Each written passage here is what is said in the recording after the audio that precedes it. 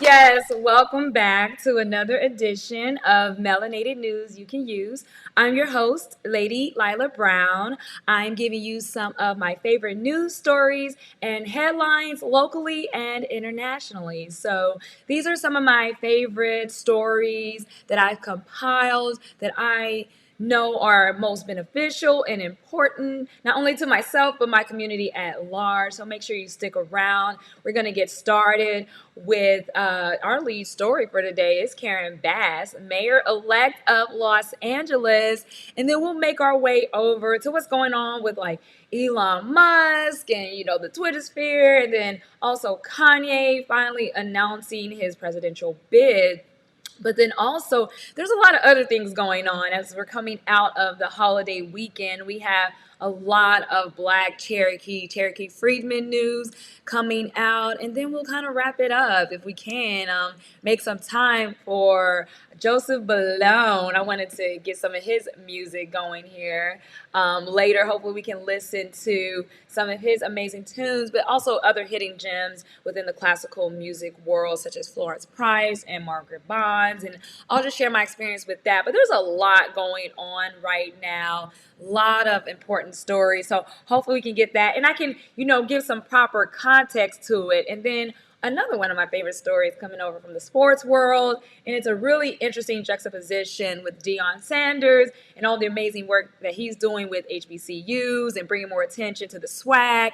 But then it's kind of interesting because Jerry Jones is like, starting to make some headlines as well for his resistance and racial prejudice and trying to stop students from attending high school based on the color of their skin. And then he later goes on to become this billionaire in the world of sports off the backs and sweat equity of said Black athletes, especially Black males. So we're going to get it started here. So happy to have you. Get some of my favorite music going from WA. And I'm going to invite some friends to come in as well. So just bear with me here and we'll listen to a little bit of violin concerto. Thank you. Yeah, ping your friends to come in.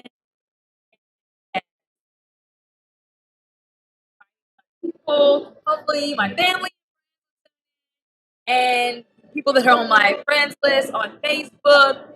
Share the video, ping friends.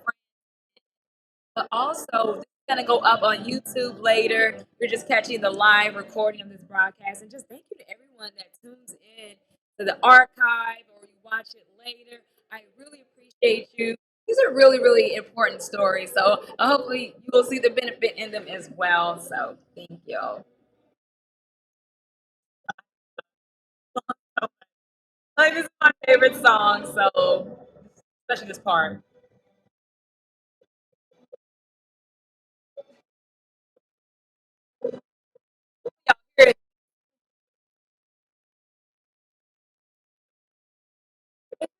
It's something about this should have been my lead story because it makes me so happy. I'm like so bummed.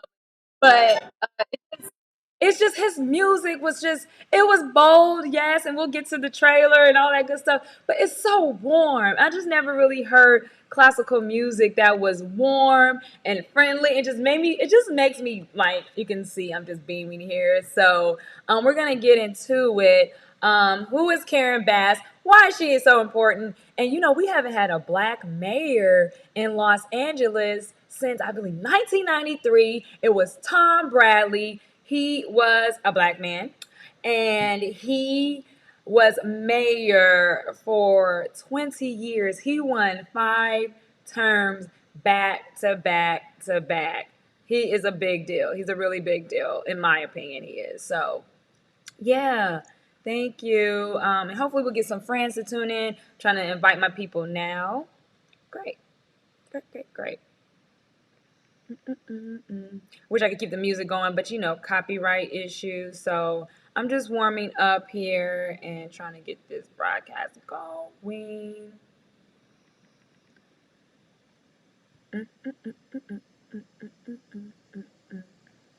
Great. And then I'll probably just go ahead and shoot over to my top story. and then we'll go from there. Make sure we got everything going, running here, and just see if we can get. Now, Karen Bass did have her first press conference, but I just wanted to. We'll go ahead and shoot over to this, and we'll reel it all in. This is probably about a week ago, because we had a lot of mail-in ballots, as you could imagine, with COVID and people not wanting to go in, and the silent majority. I'm watching this clip for the first time. We'll all watch it for the first time together if you haven't already seen it.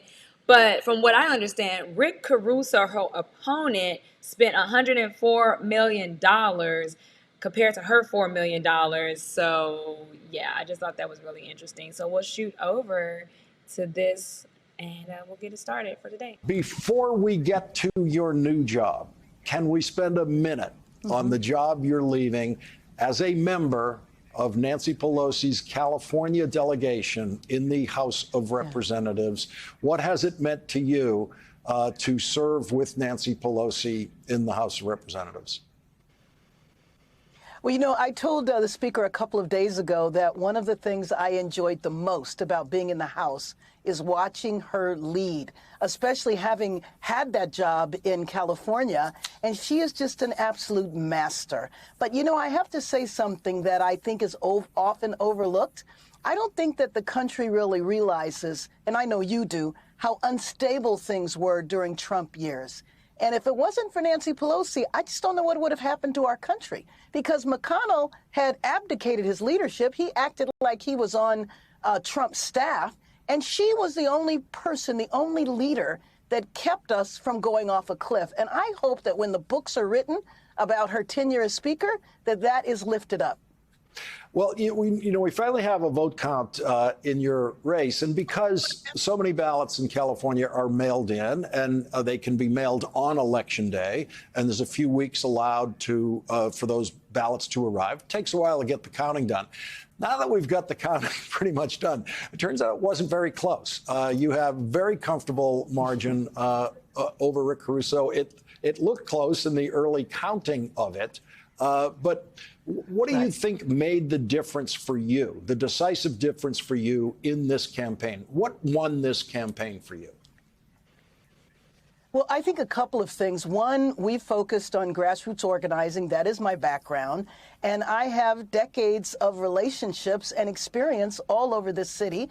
And then the other thing is that, Lawrence, you can't just re-register 3 weeks before you file and say you're a Democrat when you were a Republican for 36 years. You just can't do that. This is a Democratic city, and I believe that people in Los Angeles didn't buy it. The other thing is that we consolidated all of the Democratic support, so he had no room to say, well, this is a Democrat versus Democrat race. It was not, and Angelenos understood that. I have to go back to that moment when in 1968 when you're in middle school, and it's actually about 6 weeks after Martin Luther King's been assassinated, and your candidate Bobby Kennedy comes to California. He wins the California primary. He gives his victory speech not far from where you live in Los Angeles, and you as a middle school student see him assassinated in your hometown. Why didn't that turn you away from politics? Good question. Well, you know what? It's interesting because, we didn't have TV that late. So I was listening on the radio and I heard him being assassinated. And those were two very traumatic experiences, losing Martin Luther King and then right around losing Robert Kennedy. And it did turn me away from politics, at least electoral politics. And then I focused on community activism and community politics, never thinking that I would ever run for office. And so I started community organizations and participated in grassroots work. And I've built on those relationships over the decades. Wow. Wow. Wow. Wow. I love it. I love it. So I wanted to go over, she had her first press conference as mayor-elect. I think that's really, really good. So yeah, she's right. We weren't buying it. It was this silent majority that I didn't even realize was that effective. It was just one of those things that was just like, I do not want to sit here and talk about local city politics. So I was just very adamant about sending in my donations, showing my support. When I got all those polls and calls, I was like, yep, I'm voting for her. I already know. I remember it was a little cute little old black lady that called me. She's like, you are? She was so excited. I was like, I do not give people that do the polling and things like that, I don't give them a hard time. I'm an active voter. Was so happy. What a time to be alive. We made history. And Tom Bradley, coming in from his tenure, 20 years, transforming downtown Los Angeles, with the business clubs. They didn't even want to let Tom Bradley, get this, as mayor. His first term as mayor, they didn't even want Bill Bradley to join their little country clubs, right? He was the mayor of the city. And they were like, nope, racism, racial discrimination, you can't join. These are private clubs. So he started his own. Okay, he started his own, and then he won the mayoralship again and again and again and again, serving from 1973 to 1993, 20 years, a 5-term mayor. So blacks, the black community having power in this town is nothing new, but I did want to get over to some other stuff because I want to really give this some context. Why is this important? Why are we so excited about Karen Bass? So I'm inviting some friends in still. I got a lot of people to invite in. So whether they can tune in now or they tune in later, I appreciate you all. You all are amazing. But I wanted to give this some context. So I have it in my headlines here. There's a lot going on with Los Angeles politics. And so, great. I appreciate my friends that are able to tune in. I really do. I really do appreciate you. So, essentially, we've had a lot of racial tension between the black community and the white albino Hispanic community in Los Angeles. Whatever you want to call them, it is what it is. And there's this tension. And if you come to realize a lot of the police terrorism that has been happening to a certain segment of the city and population, it has literally been Hispanics against blacks. The police force here, they're Hispanic, okay? The police force here, they're white, albino, Hispanic Spaniards, okay? But a lot of people, for some reason, not realizing the depths of Spanish colonization, they were like the first to implement slavery in the Americas. They funded the transatlantic slave trade. So we're coming in from centuries of that, and now people are identifying them as indigenous. You see this with the movie Black Panther, where they're literally painting a descendant with Spanish ancestry as Cuculan, Quetzalcoatl's equivalent in the Mayan pantheon. So that was really interesting. But a lot of people have just given up, throwing up their arms, and they now count the Spaniards as the indigenous Americans. It's wild. It's violent, and it's dangerous, and it's destructive. So I just wanted to put that out there. So we'll get over. Why is this important? Not too long ago, we had a city council person. They were discussing among the Latinos who kind of run this city. I think it's like 70% white Hispanic in this city. They actually run a lot of the police force. So all the police killings in Los Angeles, those are Hispanics. Those are Mexican Americans. Those are, not us. And so they had a city council meeting in 2021. I believe it was November 2021. And they were talking about redistricting. And the Hispanic, Latino, Spaniard, Mexican Americans, whatever you want to call them at this time, Hispanic, white, Hispanic, not white, what have you, they're both sides. They were talking amongst themselves, and somebody was recording them.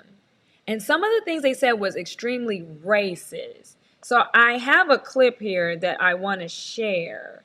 And so, yeah, I want to keep inviting some people in, but I want y'all to really just understand where we're coming from with all of this. And it sparked a lot of outrage.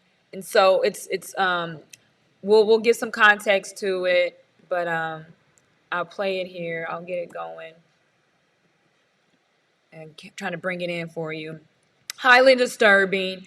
and I'll let you all make your own conclusions. And you let me know what you think. Please comment. Now, a lot of people are like, oh, they're brown, they're people of color. And I think that's very dangerous to say. You really need to dig back into some history. So, the Latino and Black population, you may have seen some social media wars, even Tariq Nasheed calling this out. And then what happens? BET brings in Fat Joe to host the BET Hip Hop Awards. And it's like, tone deaf, what a slap in the face, as we are really trying to point out and delineate from this, they're the browns and we're the blacks. That's ridiculous. So it's like this cultural hijacking. So I'll bring it in and just comment and let me know what you think. And we'll get it going here. This is from the Los Angeles Times. So Nuri Martinez, she's making racist remarks. She's talking about one of the city council members. One of the city council members, gay white man, and he has a black son, and they were on the MLK float, and she thought the child was being unruly, and what happened was she thought that the child deserved a beating. She called the child some racial slurs, and she said they're trying to raise this child to be white. I guess that means happy and free. And I guess black means pain and trauma and discomfort. So the things that they were saying, they were discussing redistricting at the time and how to rearrange power in the city. So we'll get into it. Great. Just want to give you some context there. So help y'all understand why it's important for someone like a Karen Bass. Great. And the clip begins with Martinez, Nuri Martinez, and yeah, this is sick. It really is. So getting back to Marquise, I told Danny, if you want to cut a deal, and if you want to make like boss moves, I would go after the airport. He goes, I love that idea. I said, tell Marquise, So go take it from his friend. Don't go after. Leave him alone. Yeah. Go get the airport from his little brother, that little bitch Bonnet. Black people. I go, what is with the Bonnet? What's with Bonnet? And I said, Bonnet thinks he's black. That guy don't think he's black. I go, he thinks he's black. I told her the same thing. This kid is. He goes, why are they so close? No idea. And he's from Massachusetts. This kid, the one here. This kid is the dumb. He's black. Yeah.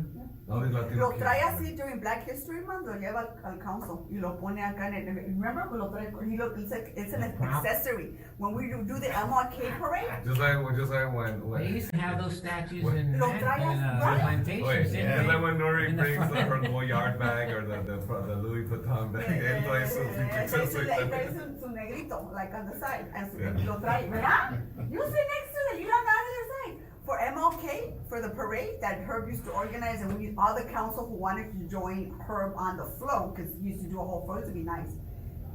Bonnie would be like, hey Nuri, are you going to the MLK? Well, Herb invited me, yeah, I'll go. Okay, I'm bringing whatever the kid's name is. I'm like, it's like the oddest thing. It's like black and brown on this float. And then there's this white guy with this little black kid who's misbehaved. Este niño has they're not doing, the kid is bouncing off the effing walls on the float, practically tipping it over. There's nothing you can do to control him. Parece changuito. And I'm just like, oh my God. I'm over here trying to parent this kid. I'm like, you can't do that. I said no. And Mike is like, I'm like, you're not teaching your kid anything. It's me and Karen Bass on the float trying to check this little kid. Me, Karen Bass, y la esposa de Marquise, Carrie. And we're all looking at each other because we're the three women on the floor. Like, who's gonna?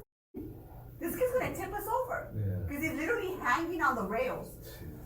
Well, you can't let him off because the spectators will beat his ass. Yeah. They're raising him like a little white kid, which I was like.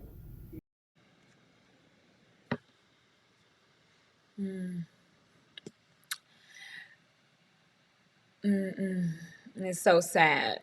It's so sad.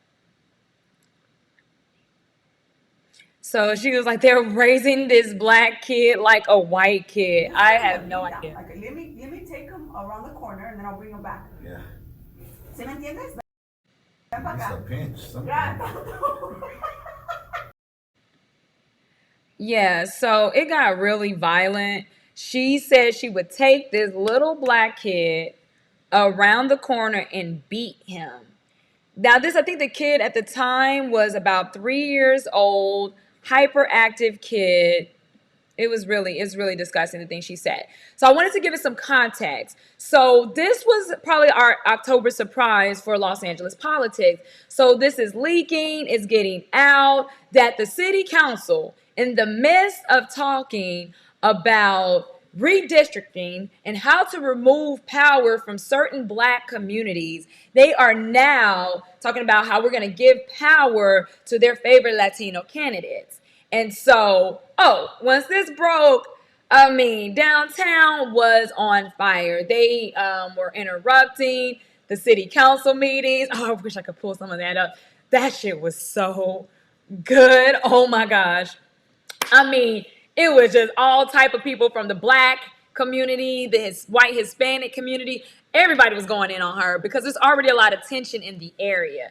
So I really wanted to just point that out. So the people that were in the room with her, they resigned. I think one of them has yet to resign, but at first they were like, we're not going to resign. Then they sat in a city council meeting and everybody was laying into them. And so they were sitting there taking it. And it was just all kind of protesting. So eventually, Nuri Martinez decided to resign. Let's see if I can show y'all what she looks like. It was just a mess. It was a mess, real quick. Yeah, it was a big scandal. This is in the midst of essentially, yeah, so that's Nuri Martinez. She made some racist remarks.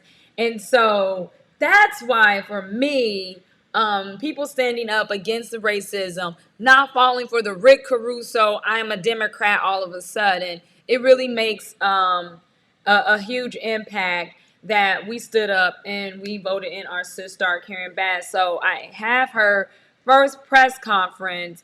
She speaks for the first time as mayor-elect. So I wanted to bring that over, and hopefully we can keep this broadcast running. I appreciate you all for tuning in. Share the video, ping some friends in. I've been pinging my people in, and then we'll hear from the mayor-elect. And why is this important? Because now, I believe for the first time in a really long time, the top 4 cities, the largest populations, top U.S. cities, when we say top, we mean the populace, are going to be mayored by Black Americans. The top 4 U.S. cities. We have New York with Eric Adams. We have Los Angeles with Karen Bass. We have number 3, Chicago with Lightfoot. And number 4 is Houston. And forgive me, I don't know the name of that mayor. But I think it's like Mayor, I want to say Mayor Brown. I'm going to guess. But yeah, so the top 4 U.S. cities. And then, rounding out the top 10, we also have Atlanta as well. So yeah, if there are any other black cities, mayors with black cities, think about it. Jackson, Mississippi, black mayors. So we really are doing our thing. So I'm just happy to see us doing well in politics. And we can play that game too. And we have an agenda.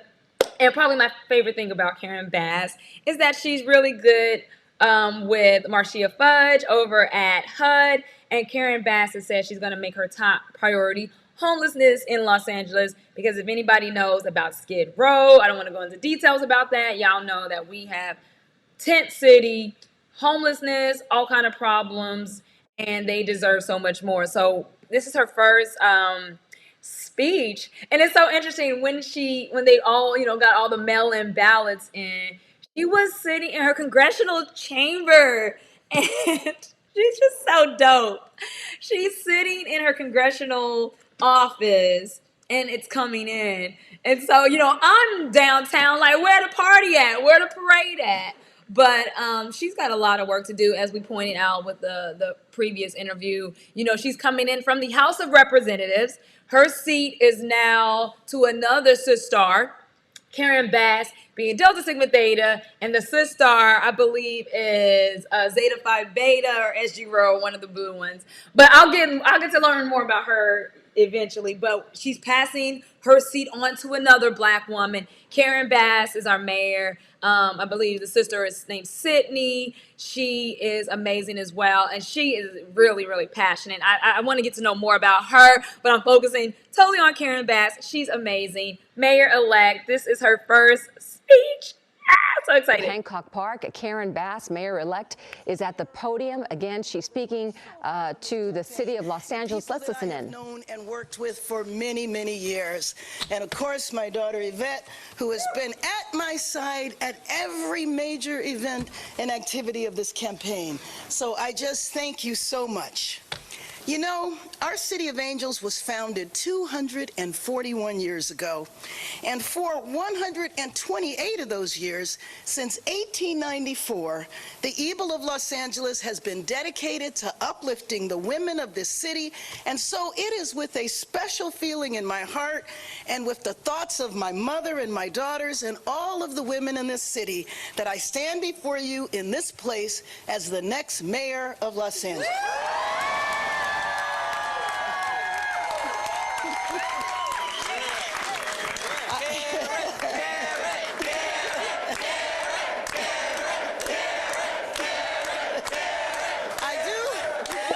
I do have to say, I kind of have to say that a couple of times for it to really sink in. Well, the model of the Eagle is, I will find a way or make one. And you might have heard me along the campaign trail talk about my colleague, John Lewis. And John Lewis used to always say, when he was facing a difficult situation, if you couldn't feel like you knew how to solve the problem, then it was your responsibility to make a way out of no way. And that's the spirit that drove me to run for mayor, and it's the spirit through which I will govern. To say the least, this was a tough campaign. It was a long campaign. But now it's time to come together and turn the page. I have great respect for anyone who is willing to put it all on the line to serve the public. Okay, what's going on here? So, yeah, I want to just pause it there. So essentially, like I said, going up against Rick Caruso, she'll get into that. We'll continue on with the speech. But she spent, I want y'all to get this, she spent $4 million. This motherfucker, Rick Caruso, spent $104 million, and he paid $104 million to lose. I want y'all to understand how crucial that is, okay? $104 million, and he's just inundating the TV, the radio. He had all kind of celebrities backing him. So I just wanted to put that into the context too. I don't think I've said that enough as well. So this is her first press conference. Participation in the city that we both love. I have always admired his lifelong commitment to the people of Los Angeles, and I look forward to working together with him in the future. Now, no matter who you voted for, no matter who you are or where you live, I will be a mayor for you.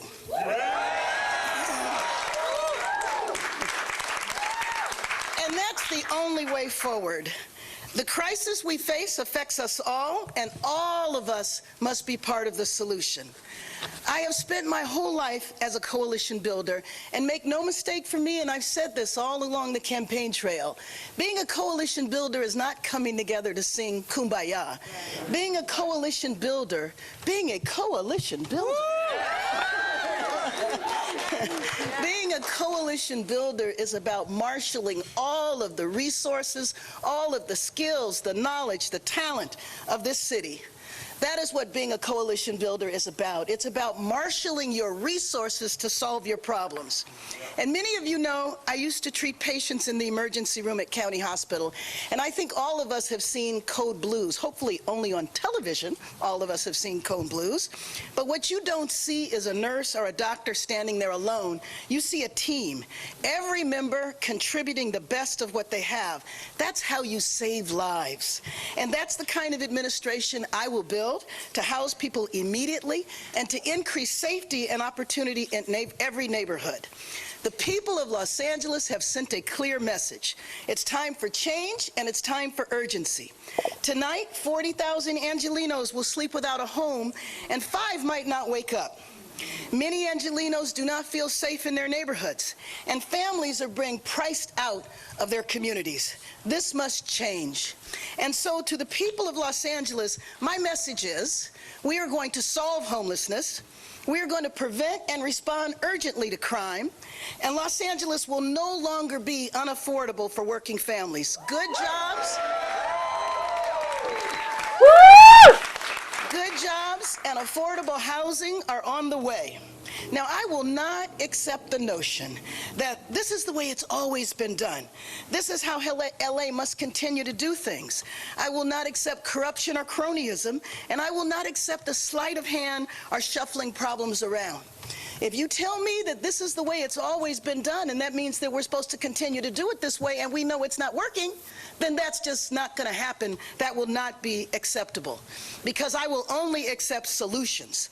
That's what my administration will deliver for LA. Los Angeles is a powerhouse. The freight coming through our ports powers our national economy.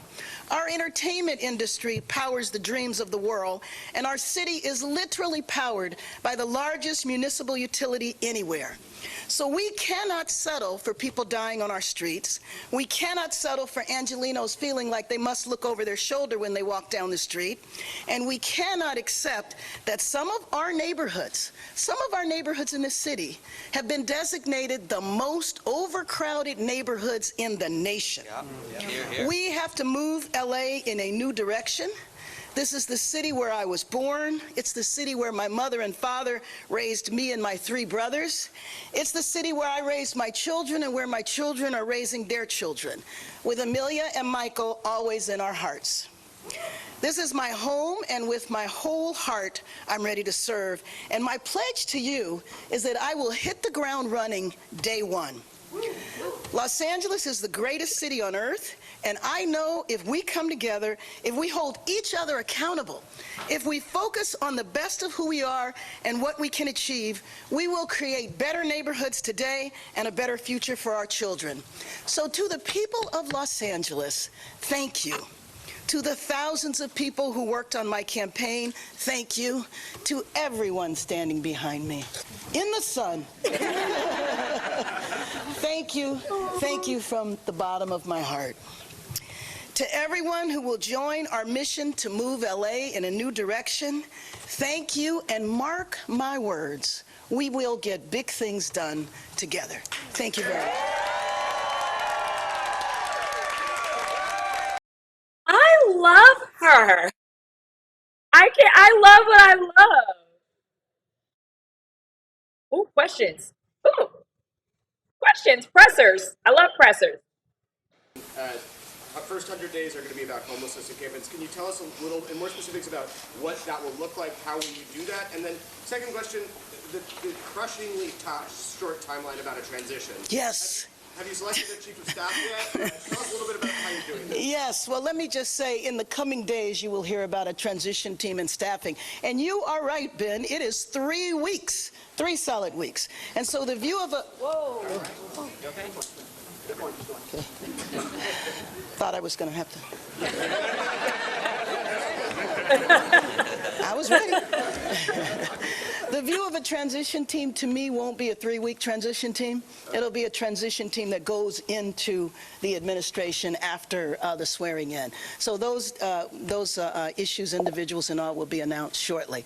And in terms of what I will do, I said all along that on day one, and day one is December 12th, I will declare a state of emergency. We will identify very specific areas where we will get people housed, and we will roll out a whole plan in order to do that. I love it. I love it. I'm done. I'm done. I'm All done. right, I'm done. I'm done. We going to a state of emergency. I mean, like, I should be so giddy about it, but god damn. Oh, I love it. That's why I watch press conferences. Oh my gosh, that is so good. Let me tell you. First and foremost, she's amazing. Okay, that was funny. Like, I don't know if somebody passed out, but she was like, do I gotta go to nurse mode? I love that. somebody who understands medical and health, public safety and public health is so important. And then, a lot of other states, a lot of other cities, they're not as compassionate with everything that's going on with COVID. So get this, imagine this. Okay, so Black women, I'm just going to speak to Black women here about this. We are the most overworked and underpaid. And we live in this expensive ass city that we come to love, known as the City of Angels, okay? And so, to La Reina, Queen Califia.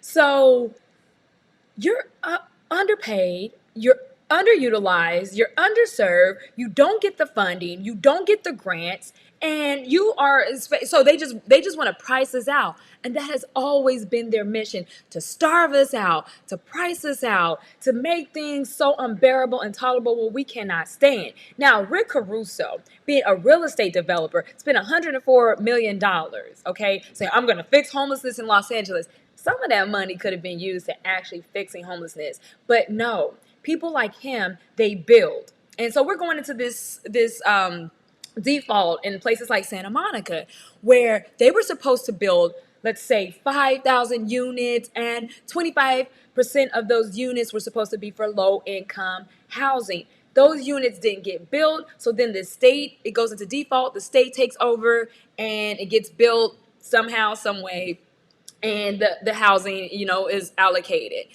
The people of Santa Monica said that they didn't want any new development under these guidelines and policies because they don't want low-income families in their neighborhoods. All right, so they really structured this city in a way that only benefits certain people. Yo, she just said it's about to go into a state of emergency. Yo, that's a big fucking deal. Like, a lot of people, they claim Los Angeles, but they live out in some other counties. They may live in Riverside. They may live in Calabasas. Think about it. All those wealthy people, and I think it's like still LA County, right? But all these people that really don't live in LA proper, like really, literally in the city. They may live in other cities and that's fine. Long Beach, I get it. It's all one big, it's Los Angeles is so sprawled. But they don't really understand what's happening in the city. So we got it's almost like we got two Los Angeles, and I think she's going to be really instrumental in bringing it back. So I'm really, really happy about that. Just again, and at the same time, remember we were just talking about Nuri Martinez. And so one of the people that was in the room with Nuri Martinez, we are also asking for them to step down and resign because somebody should have said, okay, racist Martinez, this is enough. Now you're talking about beating a child. She called the baby boy a monkey. She called him an ugly little monkey in Espanol. Then when speaking, this is Nuri Martinez, we played the clip. Nuri Martinez, and not knowing she was on a hot mic, she also mentioned about taking away power from certain districts and favoring some of her Hispanic Latino favorites, right? Counterparts. So, oh God, I just feel like I just need to smoke right now. It's just like this shit is so stressful. At the same time, right? She says, oh, we're going to make sure we take power away from such and such, this council person, because he likes to hang out with the Awakens. She said, he likes to hang out with the blacks. He's for the blacks, and we don't want him in power. Excuse me, bitch? Like, seriously, I really want to pull that up. Like, maybe you're not catching the drift here. He hangs out with the Awakens, which there's a population of Awakens in Koreatown. He hangs out with the blacks. Why is this so important? Why does this matter? The Awakens are the indigenous people of Mexico. So y'all can play around with all your little Black Panther, Kukulkan, Quetzalcoatl, fake-ass imagery. I promise we're going to really get into that when the time is right. But we don't want him because he hangs out with the blacks. He hangs out with the blacks. He hangs out with the Awakens. The Awakens are the indigenous Mexicans. And you might hear some misnomers calling them Afro-Indigenous or Afro-Mexican. These people are not African. Okay, these people were there before slavery.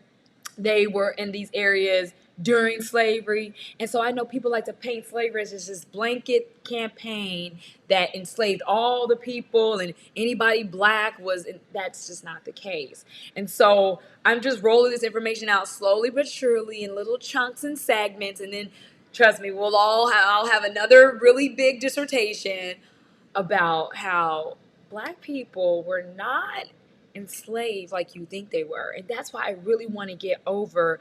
Eventually, we'll make our way over to the black indigenous. Because I get that it's confusing to a lot of people. I understand your confusion.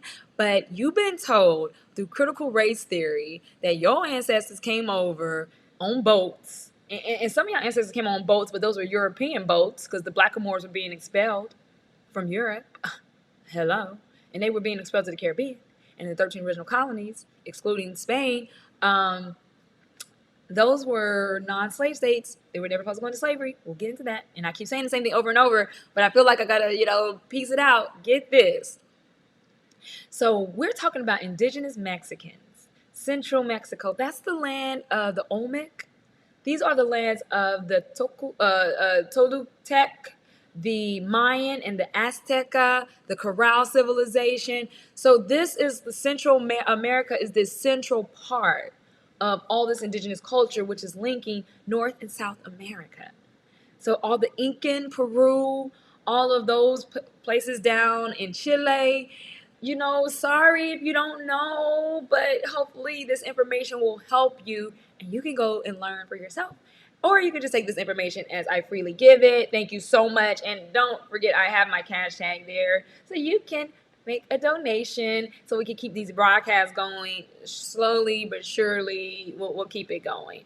So thank you. And I want to get into another one of my top stories. So definitely comment. I appreciate all your comments. Oh, I see all your comments. And make sure you give hearts and likes. That really helps more ways that you could ever realize. So yes, I might have to just shoot over into some indigenous information. Depends on what y'all want to know there. But what else is happening in Los Angeles? I just have to give y'all a recap real quick.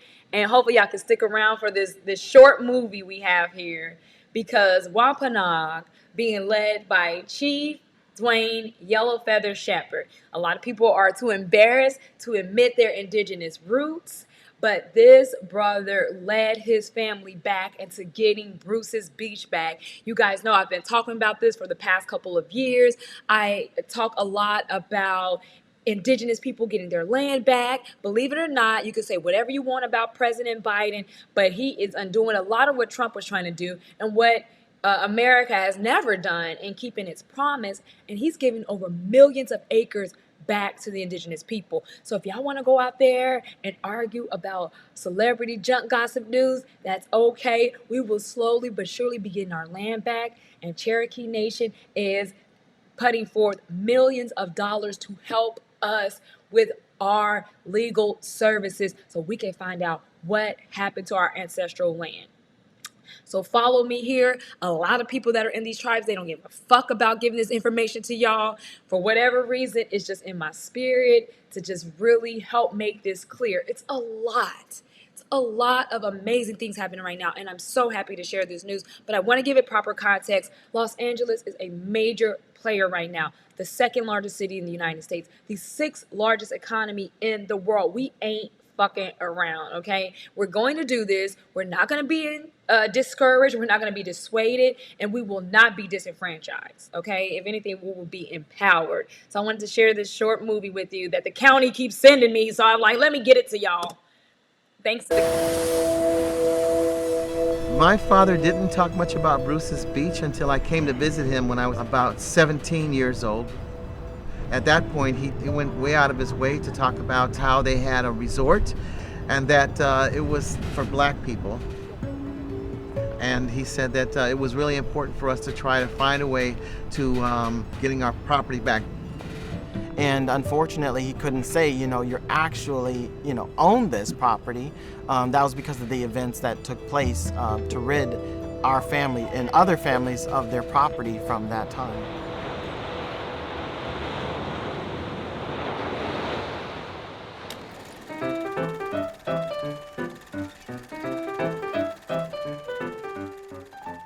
May 1912, Miss Willa Bruce purchased Lot 8 of Block 5 for $1,225. A few weeks later, she announced that Bruce Beachfront was open for business, where guests would find a small portable cottage with a stand that sold soda pop and lunches. Most of the people that had property down there didn't live down there year-round. They only came down for weekend excursions. And it was so successful, even from the first day that it opened, the white folks decided they were going to sabotage the black people's enjoyment of the beach. They said they didn't want black people down there because it was going to impact their property values. In the years that followed, the Bruces upgraded from their portable stand to a 2-story brick building. And in 1920, Willa purchased a second lot. With a station on the Pacific Electric Balloon Route, Bruce's Beach had become a popular destination for black Angelenos. Bruce's Beach is in the limelight, and quite a few enjoy the day at this pleasure place. It was a phenomenal event that was talked about, and it was extremely exciting thing to have a place where black people could go without being harassed to the beach. So it was very important. You have black folk around the country who are just trying to do well. They're coming off of plantations, they're trying to thrive. And then you have a lot of governments that are putting policies in place and laws in place to exploit, to control the destinies of black folk. If you think about where we were, so we're a half a generation out of slavery, and here you have a black woman, entrepreneur, running a successful hospitality business on one of the most beautiful beaches in California. People were threatened by that. For much of the 1920s, a campaign of harassment, both subtle and overt, was waged against the city's black population. Ultimately, the city's leadership used eminent domain to repossess the Bruces' property. They lost their property because the city of Manhattan Beach used a legal method to, in my opinion, commit a crime. They didn't want the money. They wanted to keep it. And so they fought it in court, and of course they lost. One of the local leaders said that they thought that the Negro problem was going to stop our progress. We had to acquire these 2 blocks to solve the problem. So we voted to condemn them and make a city park here. The insult is that for decades, nothing was done with the property. So it was very clear to the public, particularly to the African American community, that it wasn't about seizing the property through eminent domain for public good. It was about seizing the property to arrest the success Charles and Willa were having. Decades passed. Eventually, a park was built. Over time, ownership of lots 8 and 9 went to the County of Los Angeles, and the city of Manhattan Beach became one of the most desirable places to live in the South Bay. At the top of what was once just another sand dune is a plaque. How it got there and what it says is testament to the issue of race in America and how we are confronting the past. In 2006, when Mitch Ward was serving as the mayor of Manhattan Beach, this area had been called Parque Culiacan for over 30 years. The plaque made vague references to tragic circumstances that reflected the views of a different time, and it needed a rewrite. We have an opportunity here to take something in our history that was important and negative and embrace it and turn it into something positive. And I hope that the council will take the action to rename Parque Culiacan to Bruce's Beach Park. Thank you. So I would keep Bruce's Beach out of our community. It's a nice use of alliteration, but it doesn't fit. Thank you very much. A new plaque was installed in the newly renamed park, but the reckoning, the acknowledgement that some had hoped for, would have to wait. I know that the wording is inadequate by today's standards. Without the name Bruce's Beach, I think it would have been more difficult for us to get the land turned back to the heirs without people knowing that the area even existed. My family was invited to the unveiling of the plaque, and my father gave a speech, and he told the audience about how when he went to talk to his friends in school, he told them that our family owned a beach, and his friends laughed at him. They didn't believe African Americans owned beaches. After the ceremony, My father said, this unveiling of this plaque is just the first step. And he said, we are going to get our land back. And I was skeptical, but I believe that in his heart, he knew that this was going to happen. And it was the most inspiring thing he's ever said to me. But it wasn't until 2020, when protesters took to the streets demanding justice for Black Americans, that the idea of reparations for the Bruce family gained traction. Tragically, the George Floyd incident catapulted the world into action. We as a country were having this great awakening, and I was one of those that finally woke up. And this was our opportunity to create a sense of equity, not equality, but to invest in people and communities that have been left behind. And Charles and Willa and their heirs were left behind. I think this country has been struggling with what does reparations look like? What is restitution? We were very much ready to have an example of how we right a wrong. It is very easy to say equity, and it's actually very popular these days. It is quite different and far more difficult to do equity. At the time I represented Manhattan Beach, and my field deputy there began saying, something's going on in the city about Bruce's Beach. And when I looked at this map for the first time, I said, you mean those two pieces of property where our LA County lifeguard facilities is located is where Willa and Charles Bruce had their lodge and their resort? And the answer was yes. At the downtown LA office of the Sidley Austin law firm, George Fatheree saw an opportunity as well, one that would lead to over 1,000 hours of pro bono services. So unlike most of my client engagements where a client will reach out and contact me, in this case, I reached out to the client. I told the client, I feel like I've been preparing my entire personal and professional life to be of service to your family in this matter. His counterpart in the Office of County Counsel was used to dealing with complex real estate issues, but this transaction was unique. When you suddenly come to own a very, very valuable piece of beachfront property, there are a lot of unintended consequences that we're going to need to be dealt with in order to transfer this property in a way that was beneficial to the family and not a burden to the family. After decades of indifference and inaction, the stage was set. I knew one day it would happen. I didn't think it was going to be in my lifetime, I have to admit.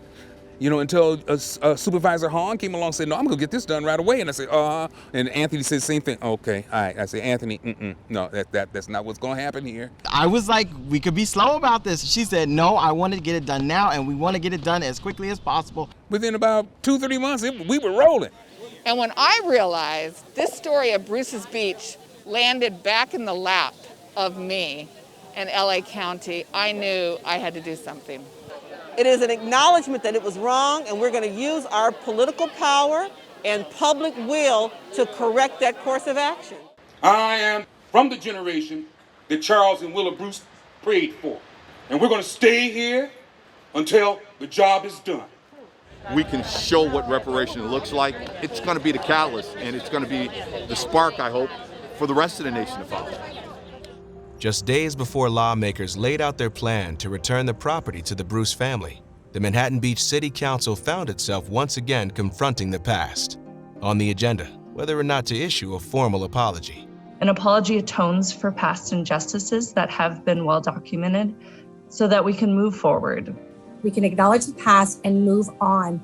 Sadly, we are stuck in the past and it's suffocating. Instead of an apology, the council approved a statement of acknowledgement and condemnation of what happened at Bruce's Beach.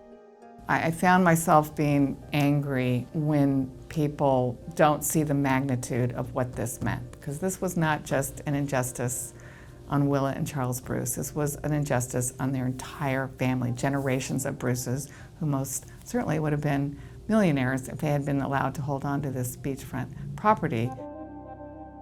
By now, the action had moved to the County Hall of Administration in the state of California. Supervisor Hahn and her co-author, Supervisor Mitchell, had the support of their colleagues on the board as they declared their formal support of California's Senate Bill 796. a proposed bill that would make transferring the land from the county to those descendants legal. The city of Manhattan Beach owes a debt to the Bruce family. The county of Los Angeles owes a debt to the Bruce family. And the state of California owes that debt as well. Madam Secretary, please call the roll. Allen. The number of legislators, Republicans and Democrats, who pushed their button and wanted to stand up and speak about this vote on Bruce's Beach, they were saying things like, this was the most important vote I've ever done. Aye. Senator moves a call. 3 months later, in a history-making move, Governor Gavin Newsom signed 796 into law at Bruce's Beach. Hey, good to be here. The law was used to steal this property 100 years ago, and the law today will give it back. We're returning what was stolen, what was rightfully theirs. So this is what this day represents. Returning a property, not a gift of public funds. Well, as Governor of California, let me do what apparently Manhattan Beach is unwilling to do, and I want to apologize to the Bruce family. I was so excited and thrilled to see Governor Newsom apologize to our family and take responsibility for something that was egregious to our family and really changed the course of our whole family's lives. It's about economic empowerment. Yes. We're moving from symbolism to substance. After the event, I just felt the need to just, in my own quiet solitude, kind of walk out to the beach. Because I needed to have a personal, private moment to stand on that beach and say, we've done it. We are returning the property to you. A week later, the board voted unanimously to begin the process of transferring the land. This is a process. It's a process that we are unfolding and figuring out as we go along. Very sticky policy issues. The issues that we dealt with in this case ranged from genealogy, family law, tax law, corporate law, real estate law, litigation. There is no playbook about how to return property that was inappropriately taken from a family over 100 years ago. There were real estate people involved and lawyers involved, and then we had to structure a transaction, something that would work for the Bruce's family, something that would work for the county, but that was also fair and appropriate in a way that really met the moment. And that building sits over property that the family had, and then it would also sit on property that the county would retain. So it was sort of a complicated, well, gee, what do you do with this building? And that's when the idea of leasing back made sense. That lease agreement is for 24 months. We are paying the family rent, and as a part of that agreement, the family has an option to require the county to buy the property from them for a set amount. The land being returned to the legal heirs of the Bruce family has been appraised at a value of $21 million. My goal was to make sure that we honored the Bruces and that we empowered them to make the decision that was right for their family. But there was one final obstacle to overcome. A lawsuit filed by a local attorney argued that the property transfer would be a gift to the family, which is illegal under state law. The court disagreed. The court didn't just say, it's okay for LA County to give this property back. The court went further. It confirmed emphatically that combating racism is a public purpose. When a government rights a wrong for the good of society, it fosters trust and faith from the people in their government. The county's once-a-decade redistricting process added another wrinkle. Lines were redrawn, and now Supervisor Mitchell would represent Manhattan Beach. And I am honored to be a member of this body at this moment of time to be able to lead and co-lead in this effort. And at the June 28, 2022 meeting, it was her honor to sign the agreements authorizing the return of lots 8 and 9 of Peck's Manhattan Beach Tract Block 5. Well done. Thank you. Yay. In December, the Redistricting Commission shuffled the lines and drew Manhattan Beach out of my district, but I'm so grateful that Manhattan Beach went to Supervisor Mitchell, who's been my partner in this effort since the very first motion. And when this is done, returning Bruce's Beach will be one of the most important things that I know I've been involved in. And finally, on a July morning 93 years after the Bruces left Manhattan Beach, they were back. And so today, we are here to honor that courageous vision, acknowledge the trials and tribulations that pursued, and in 2022, return the property to its rightful owners. And so when you think about public displays of racist, discriminatory acts, it was important to me that we have a public display of righteousness. This time it took more than a village. It took all of us here and all of us out there, standing toe to toe with racism and beating it down. Power to the right people. Power to the people. In some way, God blessed us to have us all together this one time to celebrate and say yes to the young people. You can do this. It can be done. We did it. You can do it. It took a lot of hands. After the advocacy and the effort to bring it to attention, then the actual sheer mechanics of doing this, you don't even want to know. Trust and believe. This document, while it does not have the beauty of the scrolls that were just distributed, it's a bureaucratic document, but it is the official record that will show the transfer. It symbolizes for all of us that it is always the right time to do the right thing. And it is my honor to be here to present a certified copy to the family. To be able to be a part, even a small part, of something that is so important, it was humbling. You know, to hear the support, the commitment of the county board and the state to make this happen, it was really amazing. They told me nothing like this had ever been done before. They said the work ahead of us would be unprecedented.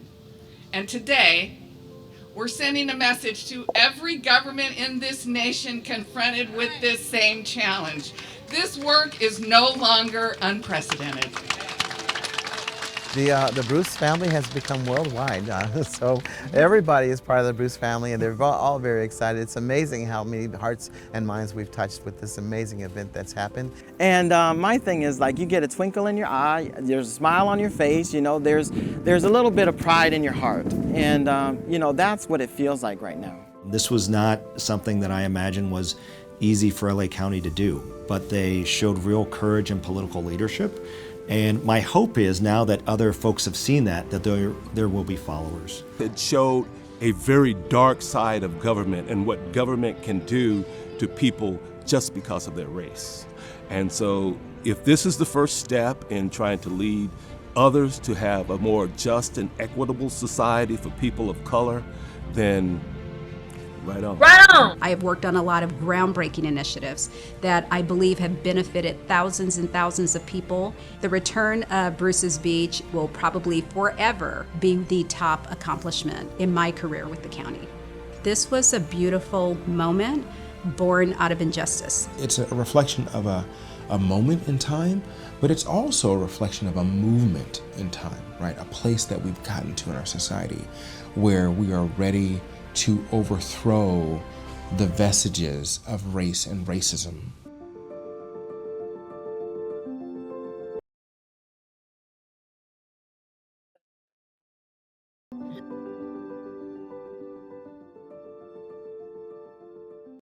Okay, LA County, you've been sending me that video back to back to back. I finally showed it. All right, I finally got it on the broadcast. My goodness, I've been so busy, been wanting to get that out. I've never seen this video. I'm watching it for the first time with you all. So happy to have you all here. Thank you so much for tuning in. Wow, all the comments, thank you. Yes, this is a lot. It's a lot. And I appreciate all your comments, all your thoughts, all your immediate feedback, letting me know how you feel about this story. Thank you. I really do appreciate that. See, I got 2 people tuned in on, we're recording this on Facebook. It'll be up on YouTube later. I'm not gonna waste my breath in telling y'all how y'all can get y'all's family land back either, because we don't have enough people here, so I'm not gonna waste my breath. But I will show Cherokee Nation is doing something very similar, and they're giving these grants for us to for our homes and try to figure out let's see, I have the story here and I'm trying to pull it up on the internet, but it's a $2 million agreement where they're gonna just help. Look, I'm like, ain't enough people here. I would go over to the website. It's called because we're doing the same thing with heirs property. And so think about this. Think about the descendants, the grandchildren of Bruce's Beach, and nobody even believed that they owned the beach. Like, nobody was really ready to believe. So the way they laughed at them, they said, black people used to own this beach. And the way the kids at school would laugh at them, they do the same thing with the Indians. They do the same thing when it comes to indigenous information. So, something that's happening right now. Cherokee Nation, I'll show the article here. And I want to give the website, but we just don't have enough people here for me to be wasting my breath. But it's called Heirs Property. It's a big thing. Cherokee Nation signed a $2 million agreement with USDA Heirs Property. It's a relending program. So here's them signing off on it and all those good, beautiful things with the Cherokee Nation. Just let you see that. But if you get here, the Cherokee Nation, they're coming out of Tahlequah. They signed a $2 million loan agreement, heirs property. So what's heirs property? Heirs property is family land that has been passed down to descendants without a will or deed to prove that they own it. So without proof of ownership, it may become difficult for the heirs, the descendants, 100 years later even, to obtain federal benefits for, farms and all these things. Heirs property issues is a barrier for many producers and landowners to access these programs. A lot of this is farmland, so they're going to be providing resources to help resolve ownership and succession issues. So I wanted to point that out. Let's see if I can find the website here. It's I want my land back.org or something like that. It's an organization that was very much is like I want my land back. And I've been sharing this and I've been trying to give it some proper context, but and they were, I want my property back, I want my land back.org. And it's all kind of very similar movements, and they're helping families like the Bruce's Beach. Let's see. Whereismyland.org. If anybody wants to learn more information, it's called whereismyland.org. People want to, it's not enough for me to just talk to you about Bruce's Beach. There's also other solutions that you could be doing. It's not just for their family, but it's Where Is My Land? Receives funding from Justice for Bruce's Beach as part of programs to return wealth to Black, Indigenous, people of color, and our communities. So this is just as important. It's something. So hopefully you all can check out whereismyland.org. Whereismyland.org. And let's see. They'll tell you a little bit more. Everyone's pretty much inspired. So yeah, where's my land? Let's get into it.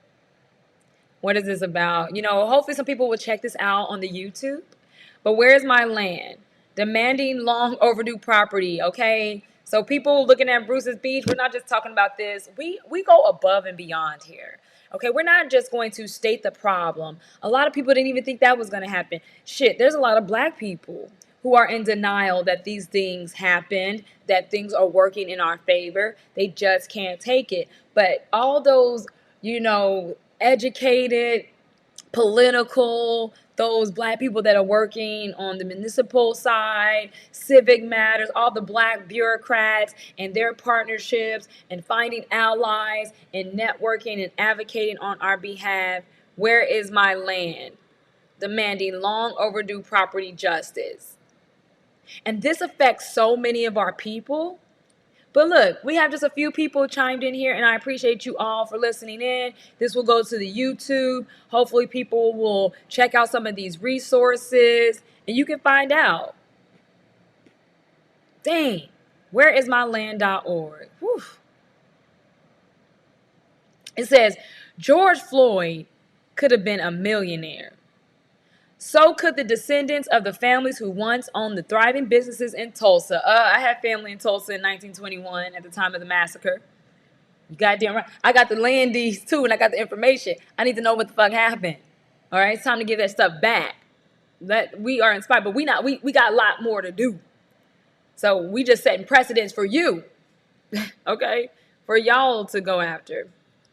Ditto for the descendants of the Bruce family of Manhattan Beach. Yet their families did not reap the full rewards of hard work and entrepreneurship. I'm an entrepreneur. I'm interested. You got my attention. They were deprived of the accumulation of generational wealth over time. Their land was stolen, even if it was legally taken and confiscated through eminent domain. We know eminent domain was racially motivated. Their land was simply stolen, okay? Illegally. Even if you want to say illegally, nah, some of your laws was unconstitutional, okay?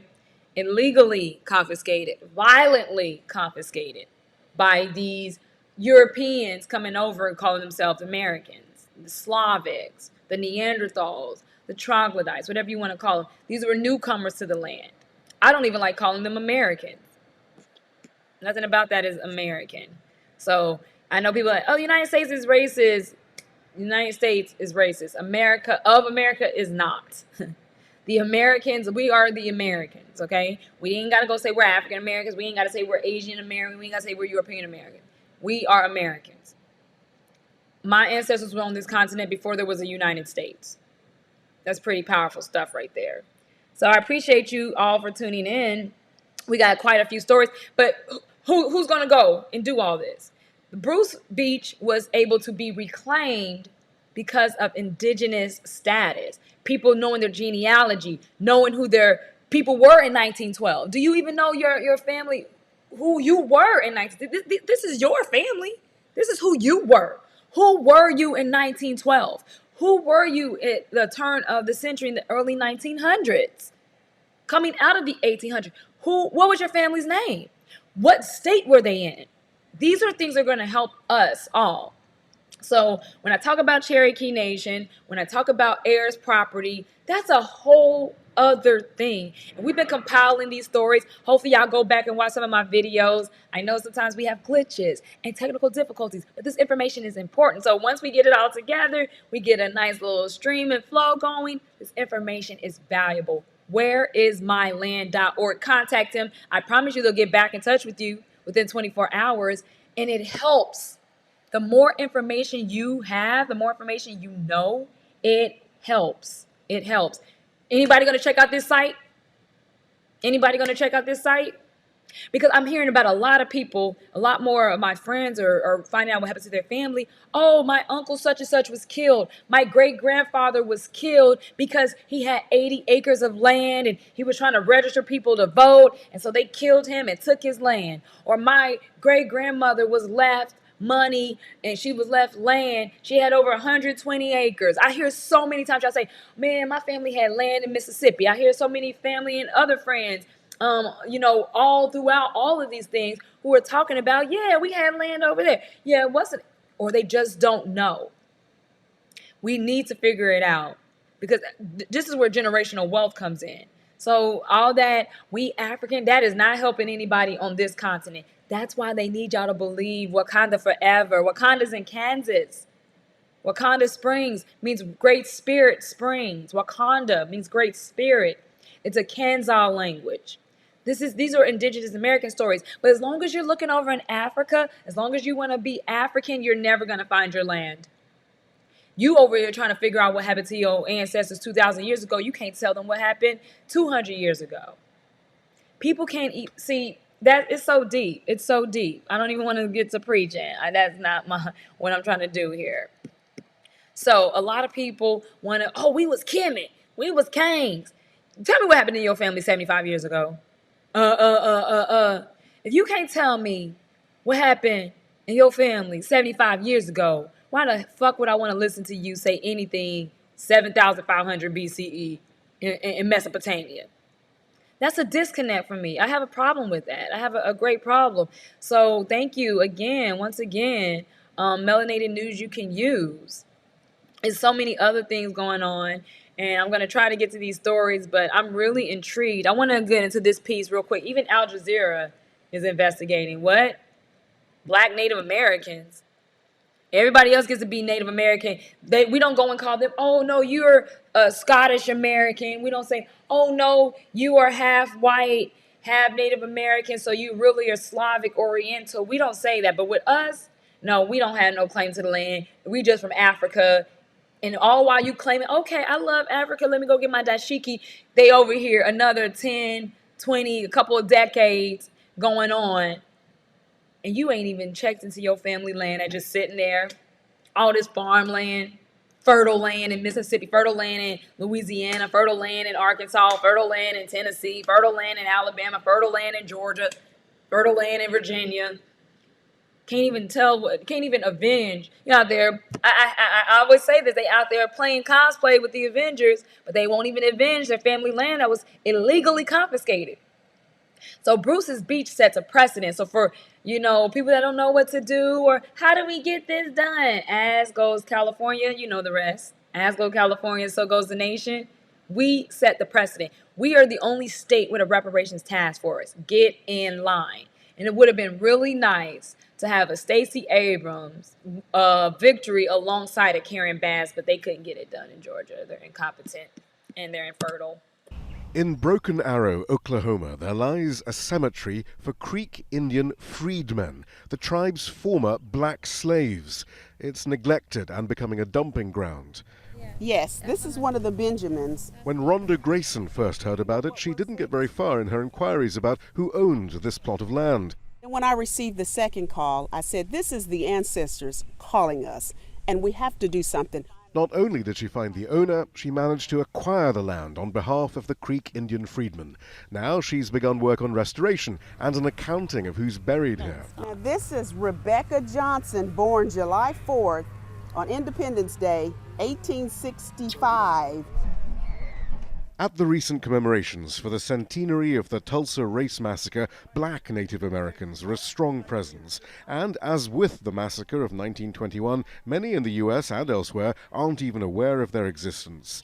Some Native American tribes long accepted black members. But in what's now Oklahoma, white settlers judged the tribes civilized because not only did they assimilate with the newcomers in dress and religion, but also in the adoption of black chattel slavery. After the Civil War, the tribal nations abolished slavery as part of treaties signed with the federal government in 1866. Former slaves would be fully integrated and now known as freedmen. And there was full integration and intermarriage. Ligas Chotu Perryman even served as the principal chief of the Creek Nation between 1887 and 1895. We know that America Cohee was born in 1888. She is an original enrollee of the Muskogee Creek Nation. Rhonda Grayson's great-grandmother lived her whole life as a member of the Muskogee Creek tribe. But then, in 1979, the Creek passed new laws decreeing that freedmen were no longer tribal members. The other tribes followed. Freedmen would lose their tribal voting rights, as well as their housing, health, and other benefits. Everyone should be outraged that this could happen in 1979. Tribes argued it was an expression of their sovereignty. An 1866 treaty with the U.S. government should not be the final say on who was a member of their tribes. They should be. Sovereignty is fine, but sovereignty does not give you the right to discriminate against a people, and that's essentially what's happening. Grayson, who's been leading efforts to overturn the new laws, sees other motivations. It's about greed and it's about racism is the core of the entire issue. That's it. Efforts to pressure the tribes to reverse their exclusionary policies have been successful in the courts. In 2017, the Cherokee Nation was forced to abandon plans to expel its freedmen. Cherokees are people, and unfortunately in this world there's still people who are racist. I think the vast majority of Cherokees are not. The US Congress is getting involved, threatening to withhold funding if other tribes don't reverse course. And it seems to be working. Some say they will open a dialogue on the issue. But it is fraught. On the face of it, the federal government is overtly intervening in tribal affairs. However, since a Supreme Court ruling in 2020, the tribe's arguments for excluding freedmen have become shakier. The Muskogee Creek tribe argued for autonomy from the federal government. Its basis, the 1866 treaty with the federal government. And the tribe won. But it's that same treaty that gave freedmen full rights as tribal members. Bioma Edwards. The Creek are Grayson's tribe, and she's determined that freedmen members, both living and dead, will soon be able to reclaim their identity. Shia Bertansi, Al Jazeera. So as you can see, the Aryan Brotherhood, your favorite Trump supporters, the Oath Keepers, the Ku Klux Klan, the neo-Nazis, they are well accepted into the tribes. It's totally fine. So now you have all these Slavic Orientals that are claiming to be indigenous. And they're saying, oh, there's no way black people can be indigenous. You know what I'm saying? Okay, so as y'all, a lot of y'all know, I share all kind of images from Black indigenous groups. I share the Mayan information, the hieroglyphs, the pictoglyphs. So these people are going to continue calling themselves freedmen because slavery happened, and we're not just going to let them off the hook. Okay, so that's first and foremost. But when you go to Bonaparte, when you go to Mexico, when you go check out the old ancient Mayan Bonaparte murals, like, come on. Like, you see, I mean, and we're talking about the Mayan that will go anywhere from 600 AD, and then we can get into the Corral civilization that will put us at 9,000 BCE. And when you see the artifacts, you're going to think they're African, right? Because you don't know any better. You've been taught a lot of our artifacts are African when they're actually depictions of Indigenous Americans. And I feel like I've shared that as well. Again, that's why it's important. That's why I don't come out with videos every single day like I used to. But really, when we're talking about information, it's a lot to digest. So just check it out. You go into any of the Mayan Aztec murals, what you're going to see is this. And I'm happy to share these images. And you let me know, what do you see? And yeah, so we'll start here. Great. So I'm just gonna, go into my, we'll get into it. All right. So this is what's in the murals. Okay. Peace to the gods. I'm sorry, I gotta smoke. Like, how about that? How did I make it this far?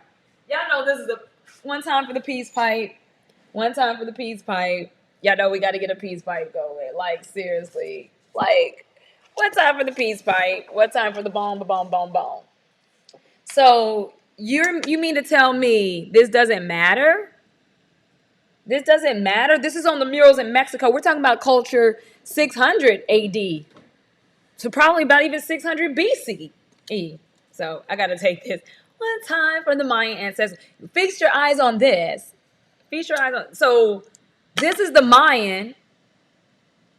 These are the Mayan and the Aztec. This is before any Spaniards came through. So what do you think about that? He said, do see, because people think I'm crazy when I talk like this. Let them. Look, my cousin and I was having a great conversation about what we about to do once we get the land back. So while they going to be watching, like we watching Bruce Beach, and they watching us getting our land back, let them go to Niggersville, Blackistan. That Africa ain't got nothing for you. Africa ain't got no inheritance. Africa ain't got no land for you. We are talking about people who had ancestry on this continent. So tell them, that's fine. Go be African. And then they were like, no. Go be African. Okay, I had ancestors in Arkansas, which was Indian territory in the 1830s. I had ancestors on Indian territory before there was called Oklahoma, which is called Indian territory in the 1860s. So we're not the same. And that's what we really got to start delineating. We're not the same as the people from the Caribbean. We're not the Nigerians. We're not the Egyptians. We got so much to claim here on this continent. So feast your eyes on that. So feast your eyes on this. This is the pictoglyphs in Mexico. Okay? So we got some human sacrifices happening in Mexico right now. Sad to say. So, I mean, can you not see this as clear as day? That's in Mexico right now. Remember I was talking about the Awakens earlier. Those are the Afro-Indigenous. Feast your eyes on that.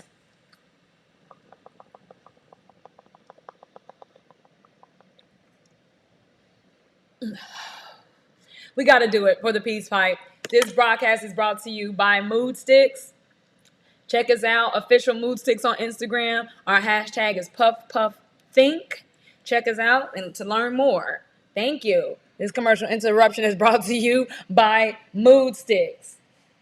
Collect all the colors. Mood Sticks. Collect all the packs. All the different strains and flavors. This commercial interruption is brought to you by Mood Sticks, where we have peace pipes, ceremonies at the powwows in honor of our ancestors. Okay? So this broadcast is brought to you and sponsored in part by Mood Sticks. Check us out on Instagram, official Mood Sticks, #PuffPuffThink.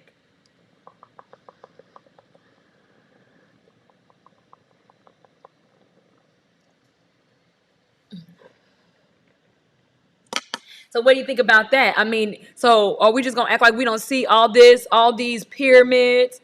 So we don't see all this in Mexico? So we just gonna act like we don't see all this? These are the Bonaparte murals in Mexico. So that's still there. So we gonna act like we don't see all this black royalty, this brown indigenous royalty? Okay. So no, the Mayans didn't disappear into the night sky. No, the Mayans didn't disappear into the ocean. They just changed their names to African American, and then the African Americans think they come from Africa instead of being autochthonous to the land.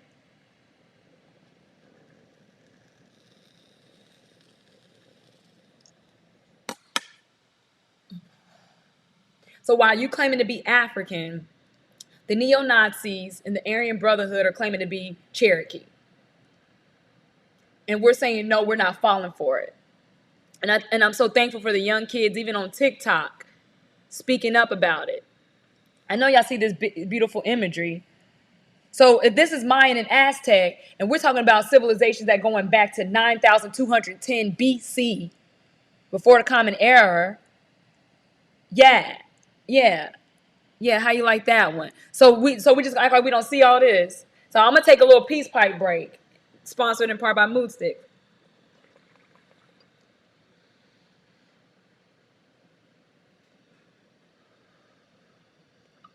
You goddamn right, this is California. It's legal. I had to. These stories are very hard. How do you think I get through this broadcast? Look at the murals here. When you go into the temple walls, all you see is us. This is Mayan and Aztec. This is the first room when you get on the inside.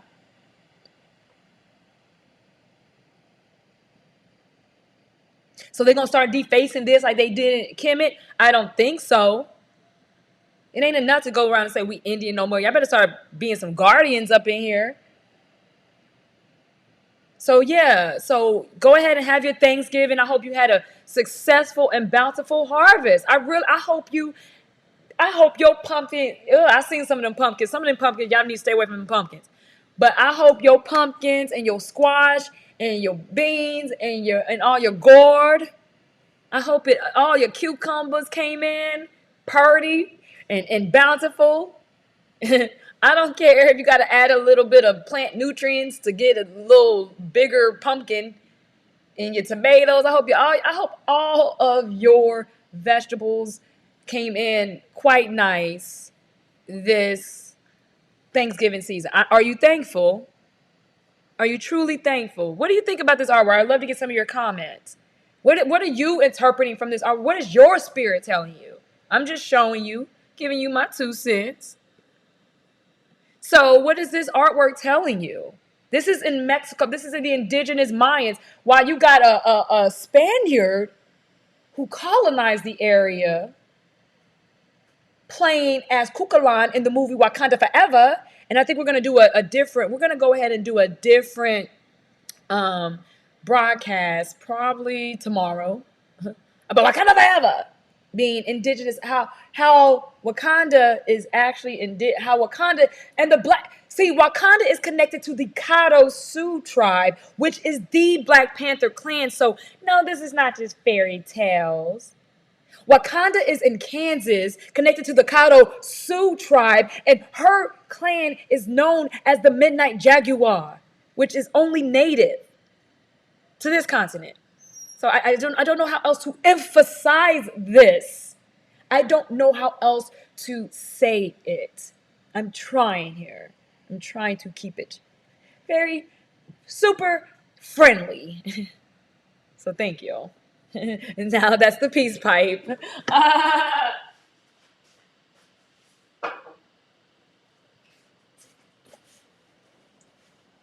And that has been another edition of It's a Peace Pipe. Some of these imagery is too sacred to just be playing around on the internet. It's too sacred. And I'm so happy to share it with you all. Oh my gosh. That was a nice commercial break. This broadcast is sponsored by Mood Sticks, legally in compliance with the great state of California. Now serving black tips. Now serving black glass tips. Mood Sticks. Collect all the colors.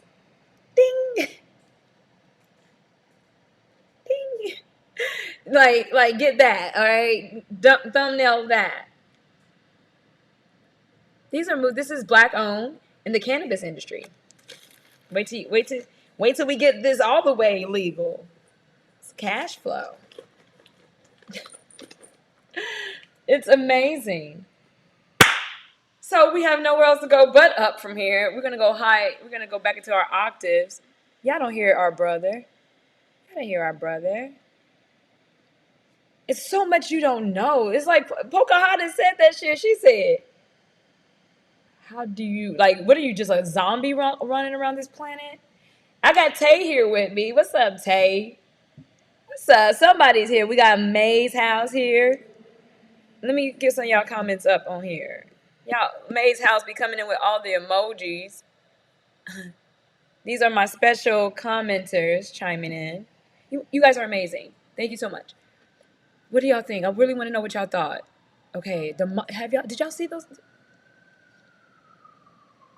So you think only they can go and be archaeologists? Like, how could there be so much that you don't know?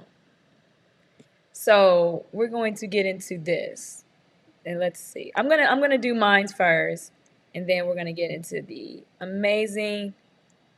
We got some Elon Musk and Kanye news we're gonna be getting into, and also, before we get into the only place we can go up from here is up, make sure you share the video. You're still inviting people in. We're still streaming here. And thank you to the Facebookers and the YouTubers that tune in. YouTubers, yours is going to be not live because y'all need to show more commitment. I'll try to set some time and get you guys. We'll try to do it, okay? Great. So, I wanted to get into this. I'm going to let you watch the video and then we'll discuss. So thank you. Let me know what you think.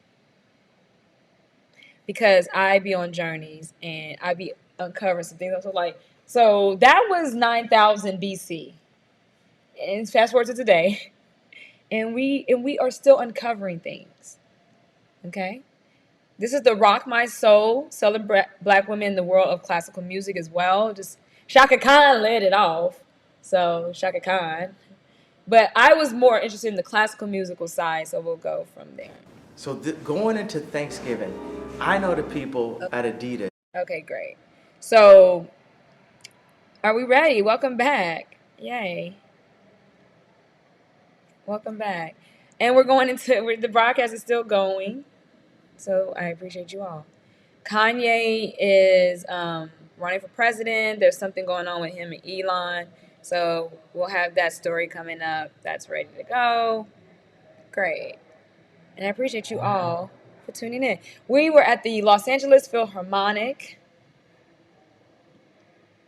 and a gathering of Black women that are enthusiastic about classical music. All right.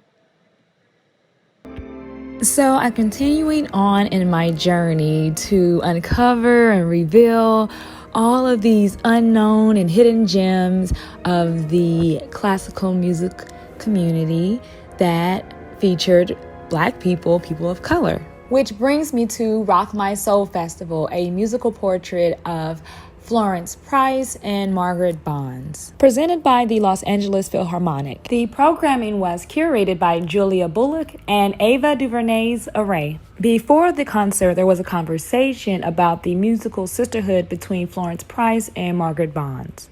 In the summer of 1933, as the Negro Renaissance movement began to spread beyond Harlem, Florence Price and Margaret Bonds stood on the precipice of music history, shifting the context of who was heard in American concert halls.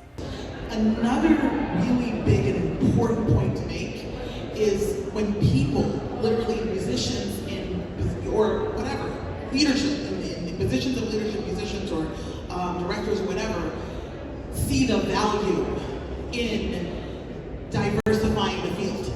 And the thing is that was actually, to add to that, Frederick Stock, it wasn't just because of the prize. The prize did bring attention, but he had actually shown interest as a conductor in promoting works of Black composers. And there was a specific, her premiere was done in a 4-night series of concerts that was for the Chicago Fair, the big Chicago Exposition, the anniversary of that. And it was a big celebration in Chicago, and there were 4 nights of concerts. And in the concert that she premiered, or basically made history with her Symphony No. 1, that concert had many Black artists that were not necessarily part of that prize, including Margaret Bonds. She made history that same exact night in being the first African-American pianist to solo with a major orchestra, because she played with the Chicago Symphony that same night in a different piece. And there was composers, Nathaniel Dett was on that program, and many others. And so Frederick Stock had interest and wanted to promote, Black composers that he had become aware of. So yes, the prize brought Florence Price to his attention, but he was already trying to do that. And I do want to say that it's more than the prize and why that matters. So the music throughout the night illuminated the vastness and diversity of Price and Bonds' oeuvres. It also brought into focus the intellectual activity that was nurtured inside the Black communities during the early 20th century. So Price was born in Little Rock, Arkansas in 1882. Margaret Bonds born in Chicago in 1913. Price grew up in a culture of Black influence. She taught at HBCUs such as Clark University in Atlanta before moving to Chicago in 1927 with her husband and 2 children. If nothing more, this concert truly highlights how these women were a part of a larger genealogical connection to Black families, Black elite, Black women musicians, intellectuals, educators, and artisans, all these people who serve the needs of our communities in ways that reflected our culture and how we will preserve it. So I just really want to reiterate this. So, yeah. I mean, it's chaos. It's Los Angeles. I'm getting a little bit of...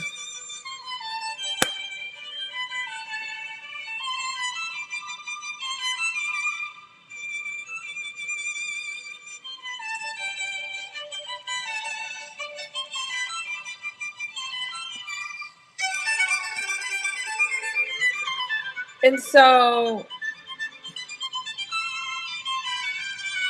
I get so wrapped up in it. So yeah, so they had a panel, and this is what I probably love most about the Los Angeles Philharmonic.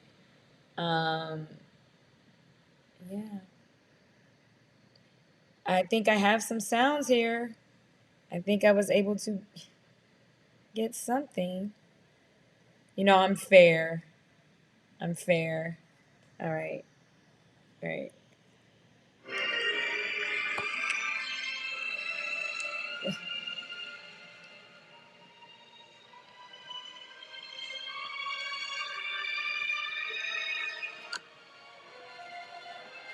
I have a piece here, Florence Price. So we'll get into it. I just wanted to. Debuting the Los Angeles Philharmonic. We have a clip here. Someone obtained some nice sounds.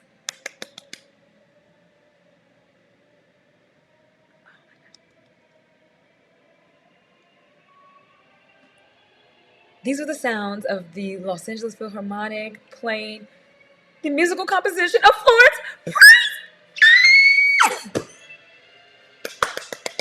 And they also gave us Margaret Bond's her minty.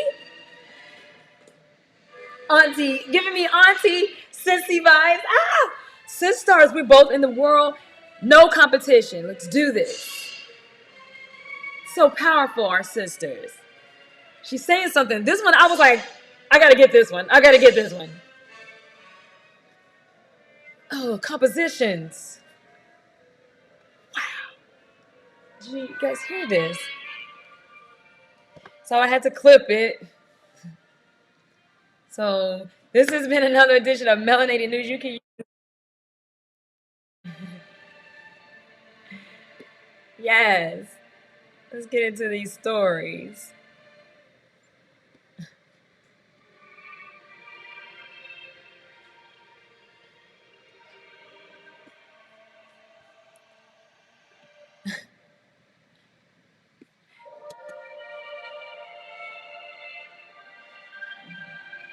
I mean, go for it. Fucking go for it. We're at the Walt Disney Concert Hall. So yeah, we're there. Walt Disney Concert Hall. I am just so heavy. Can't believe we pulled this together to get out of the house, finally go outside. So yes, we are outside. We're at symphony orchestras, having fun. Oh, I love that. I love the set. I love the colors they use. The orchestra, you know, great. Great view. You know, we even got to get down in there. But yeah, to have this musical composition that our sister wrote. I do want to. Oh my goodness.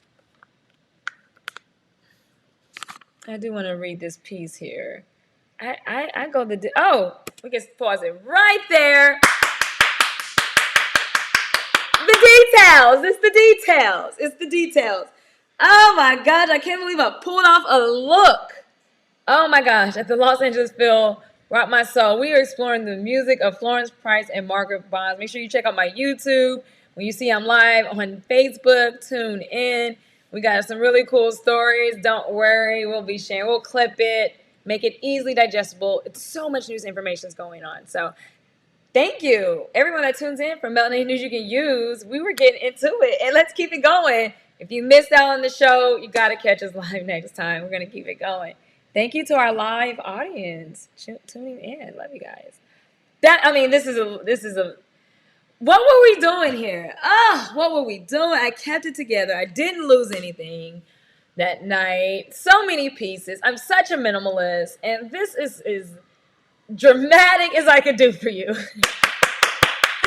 The fashions, honey. It's the fashions. It's fashions. We got fashions here as well. What would you wear to the symphony orchestra? Show us. Send me. Let me know what you would wear. Great. It's the fashions, darling. It's the fashions. But wait! We're not even getting to the best part of this. Joseph Ballone. 150 years, nearly 200 years before that, we're uncovering more gems from the 1700s.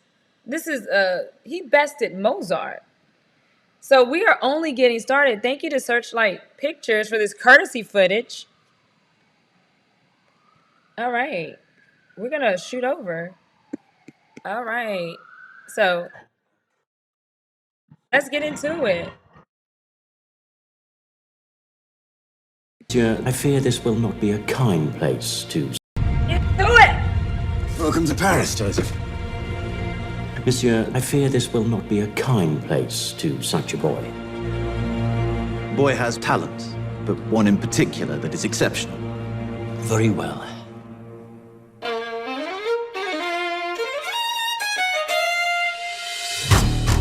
I realized the more I excelled, the less I was alone. Were you always so competitive? The show-off who spoiled Mozart's concert. May I play with you, monsieur? Well, I hope this won't be embarrassing for you.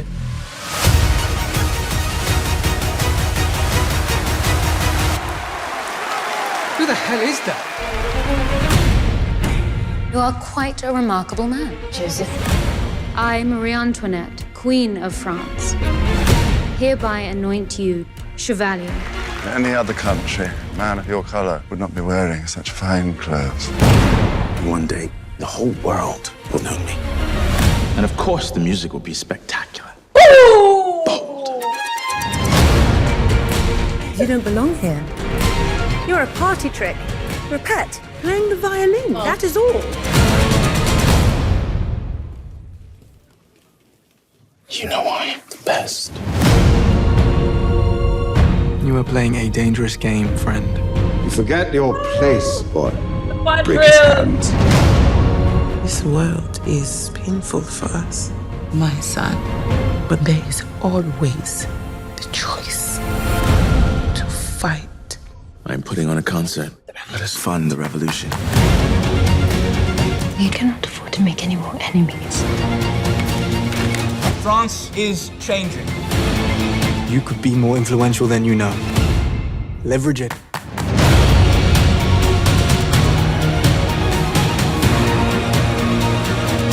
If you take to the stage, you will be erased. There will be no new France. You cannot topple what has been ordained by God. Not everything is about you people.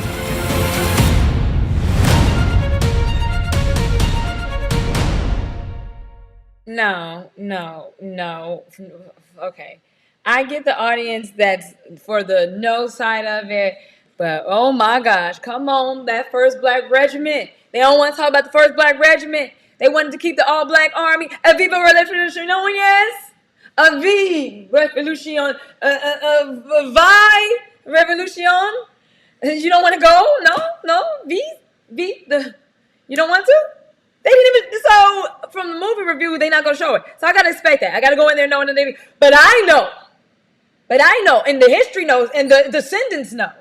So Francois Creole, there you have it. Americano. Hey, Africa, where? Because the Africans were selling their own people to the French. Betrayal. You think these are the same people? You think the indigenous European and the indigenous African are the same people, and they were all happening simultaneously, contemporaneously.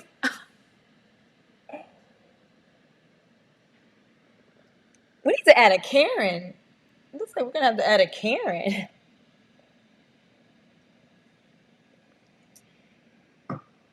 Great.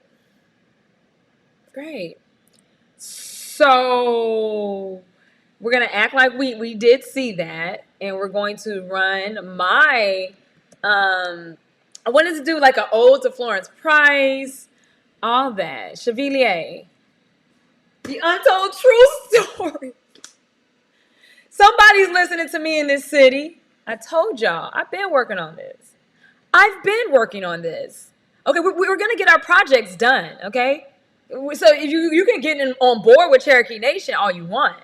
You think you know the story. We're already registered with Cherokee Nation Film Office. Get with this. So as we truck along,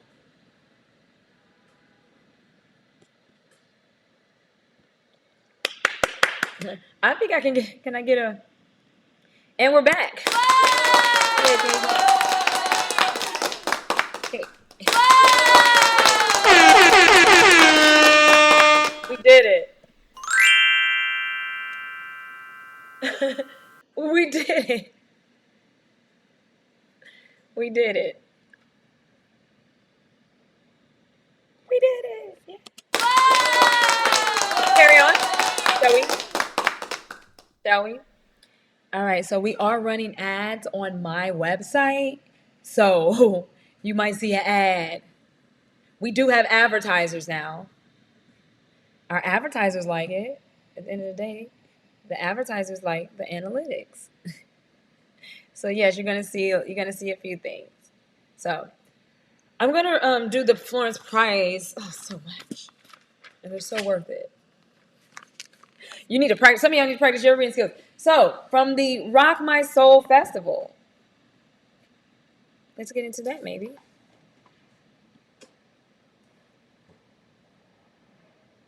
I was there. I was doing things. And thank you to those that, tune in, listen, and watch. You guys are amazing. This has been an amazing broadcast. Yes, we got to listen to some Joseph Elon here. That was fun. Oh my gosh. We just keep that going. Now this is like audio visual here we got going.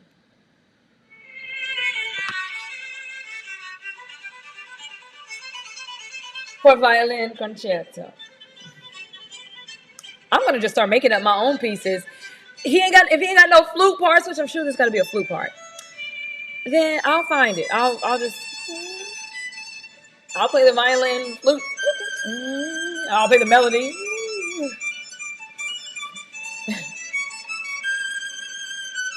There's so many other stories that you don't know.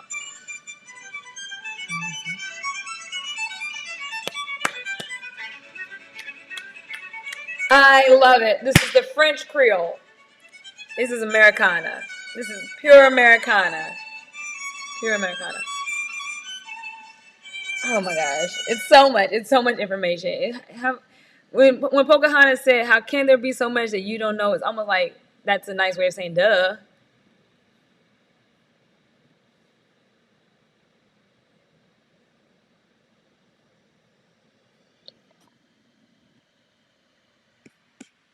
All right, so we have Chevalier here. We're coming in from you can check out LOBmediagroup.com. Check us out for Hollywood and sports. Lots of news and information there. But we go more to the reality side of what's happening. So we're still live. Thank you to those tuning in. Keep commenting. Let us know what you think. These people are too jazzy. You're not even ready. And you're not ready for all these ads either. So I've been on Monsieur. I've been on Chevalier. There's St. Jorge's. Y'all know I've been. I got first dibs. Thank you to whoever was listening in Hollywood. Thank you for the people sharing the story. The Google searches are gonna go up. Yes, he existed. And you're late. We already knew. You didn't know. But you didn't know. And now you know. He was French Creole virtuoso. And we just watched the trailer.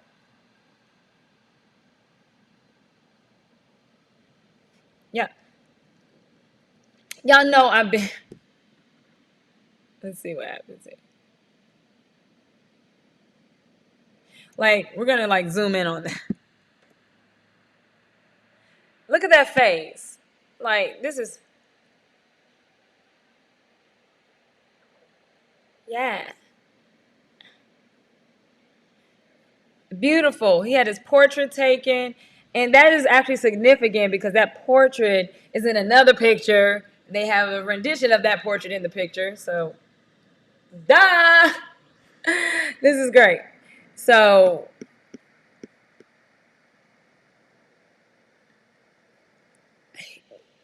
Monsieur, he was violin, equestrian, fencer. What do you want? What do you want from us? What do you want from us? He was a military commander. He had time to write amazing classical music in between. Just told Renaissance, give it up for the Renaissance. And if you're late on this, shame on you. French, Creole, Indigenous, American, all of that. And speaking European French. because colonization happened, and he was a part of the revolution with an all-black regiment. Because y'all, not only did, so if you didn't know about this one, we know you don't know about the all-black cavalry. He's a knight. This is what you call a black knight, a blackamoor, okay? Chevalier, Monsieur, the Saint Jorge's. So not sure why people would think that King George was white, albinite.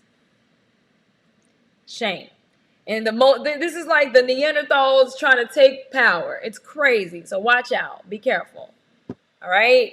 So you're going to learn something. We're going to talk about his story as well. We got all this into the broadcast. This is amazing. We did it. We did it. So get with that. And thank you so much for tuning in. And we'll ride out with some Florence Price. We'll ride out with some Florence Price. Yeah. We'll see how long we can do that. We'll do some of her most popular sounds. Yes, everyone loves this.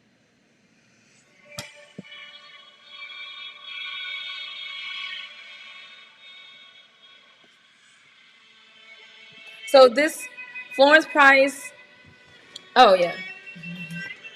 I'm supposed to be doing it. Florence Price and Margaret Bonds, a musical sisterhood. Great. So in the summer of 1933, as the Negro Renaissance movement began to spread its ideological tentacles beyond the geographic and cultural boundaries of Harlem. Ooh, now we're in 1933, Harlem. And what's beyond Harlem? You only know about Harlem? You the only black people was in Harlem in 1933? Well, you in for a surprise. You in for it. Florence Price and Margaret Bonds. They stood on the precipice of music history, shifting the context of who was heard in American concert halls. These colonizers were violent. It was terrorism was happening. We just say, oh, racism institutionalized. This was genocide. And people were profiting from it. So the whole world was like, yeah, fuck the indigenous people. Just call them black and mistreat them. And then Africans come over. Caribbean people even come over. Indonesians come over. Everybody. Everybody's profiting from the colonization of the Americas. Except for one group. The group that's not profiting, those are the indigenous. So if you didn't know, the June concert of the Chicago Symphony Orchestra, it was entitled The Negro in Music. It was featured as part of the 1933 Chicago World's Fair.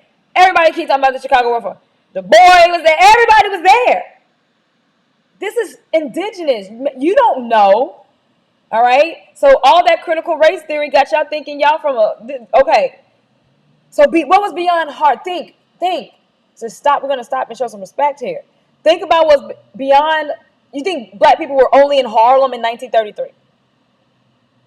We were all throughout. Every parts that they didn't even know about yet. And we were doing things so civilized.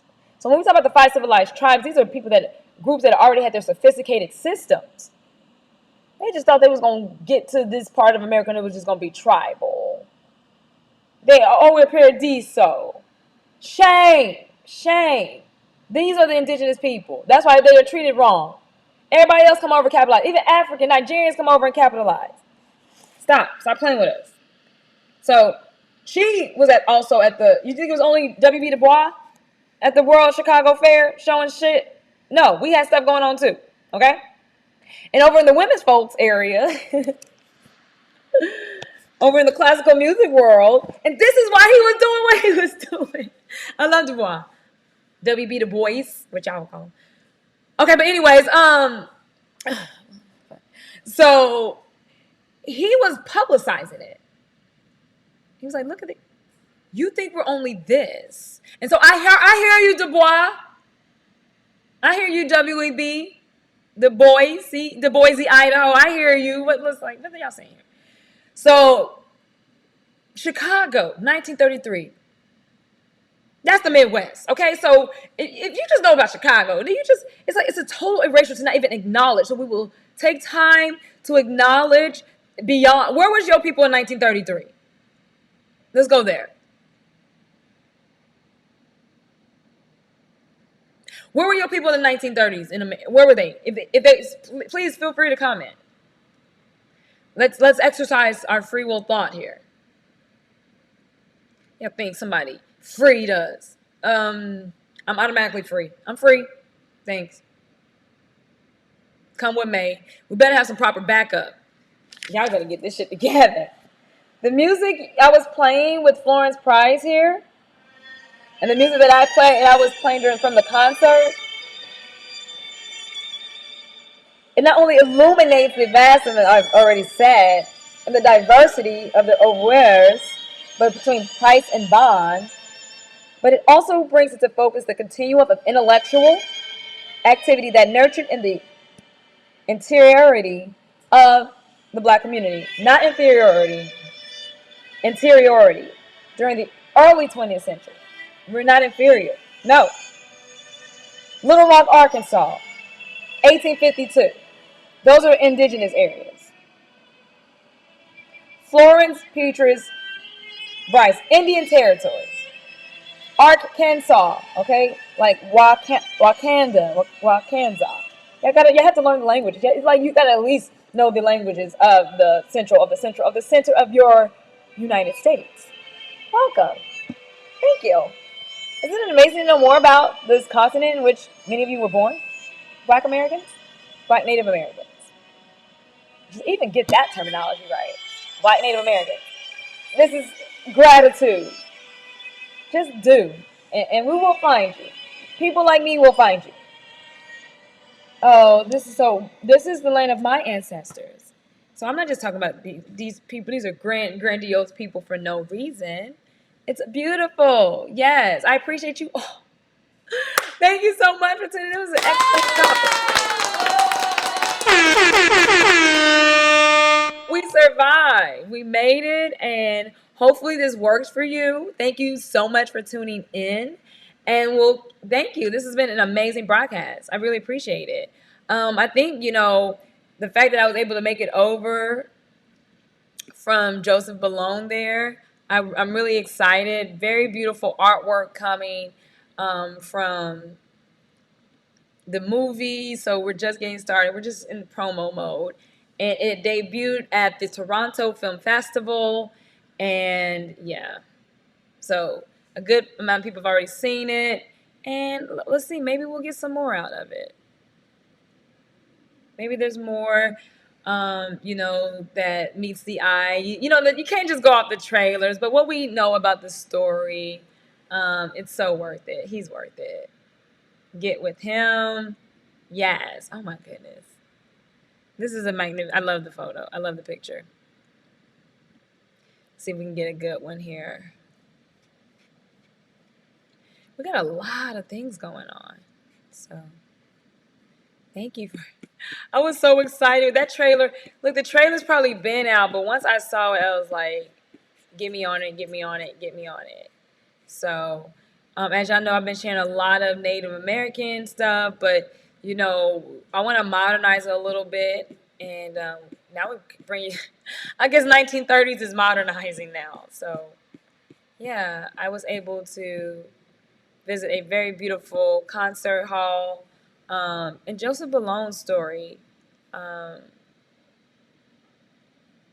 is one that I've been telling in segments and pieces, and hopefully, I'll take this one.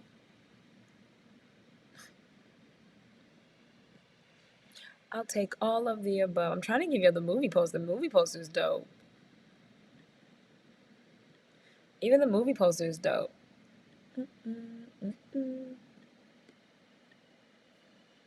Look at this. Feast your eyes on this. I mean, enter full screen, baby. Yes. Oh, cheers to that. Oh my gosh. We gotta it's a war going on right now. Do we want to pay Chevalier 100 years prior? Oh, geez. He is not backing down. I do oblige. Noblesse oblige. Ah, have at it. Oh my goodness, there's so much to take in here. Wow, this is magnificent. This is amazing. So hopefully you enjoy. I think that is a grand finale, a great way to finish. That is amazing. I love it. I love it. Thank you. We're gonna get back and we're gonna write it out. Thank you.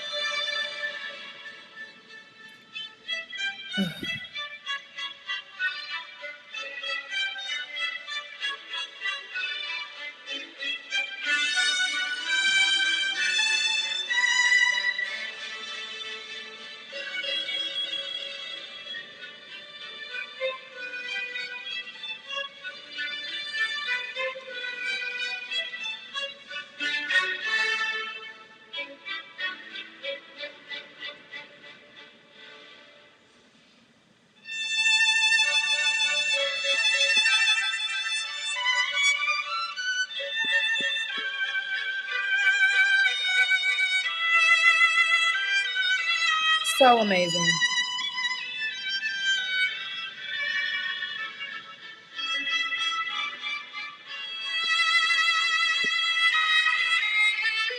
Just enjoying. Sometimes we do listening sessions too.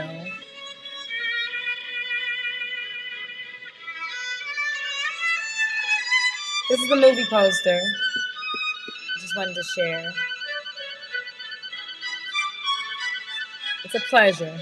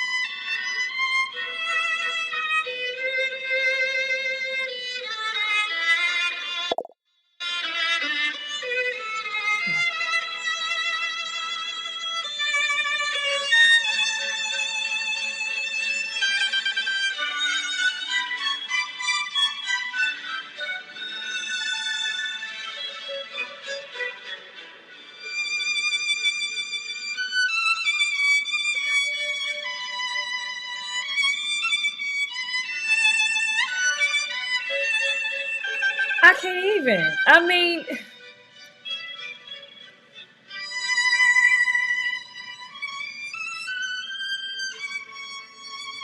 not a young Chevalier. It's like, can we let us live? Let us live. Oh my gosh.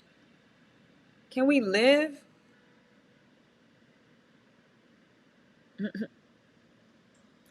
Oh my gosh, can we live? Okay. No. Great. I just had to get his sound. His music is way too beautiful. So you guys are amazing. Thank you for tuning in. We're gonna keep some more of his stuff going on. Let's see what else he got.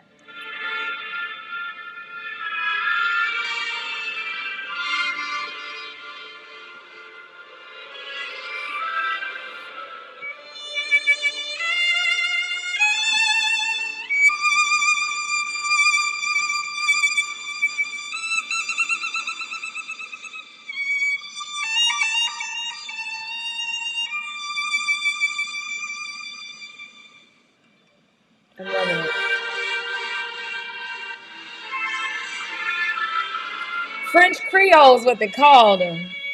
Creole, one of the Creole. Creole's American. It's not African. Boop, leave a message. Listen to it later. We do something in this country where we let the music play over the voicemail intro. Boop, leave a message.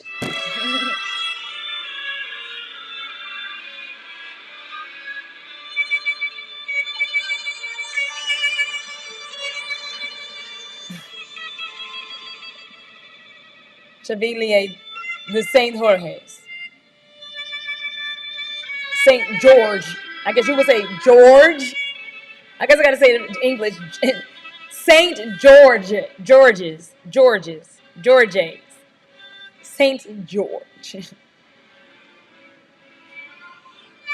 I get so wrapped up in I cannot leave his music. I just enjoy it.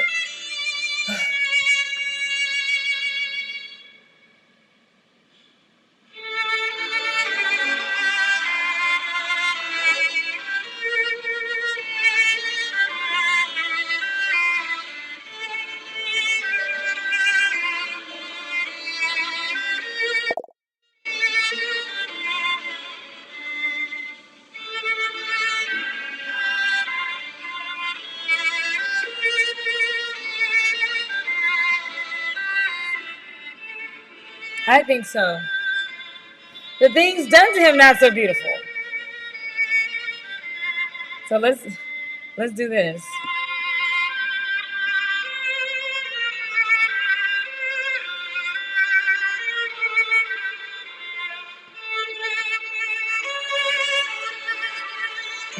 That trailer was I'm good. I'm good off the trailer. I can hold. I already know the story, and of course they can't put everything in, but we're gonna get it. We're gonna get it. So we got some more. Blow some out.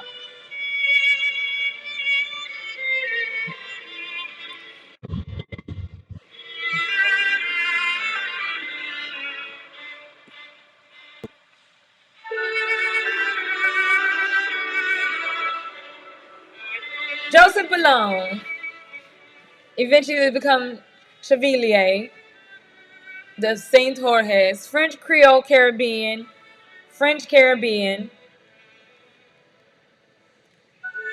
exceptional, just like his parents before colonization.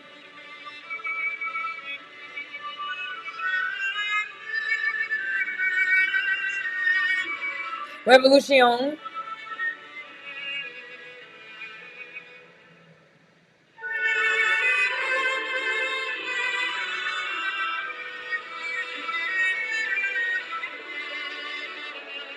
Embarrassed the shit out of Mozart.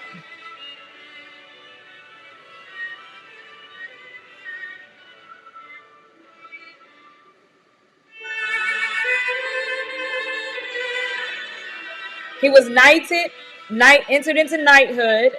Knighthood, he was part of the war.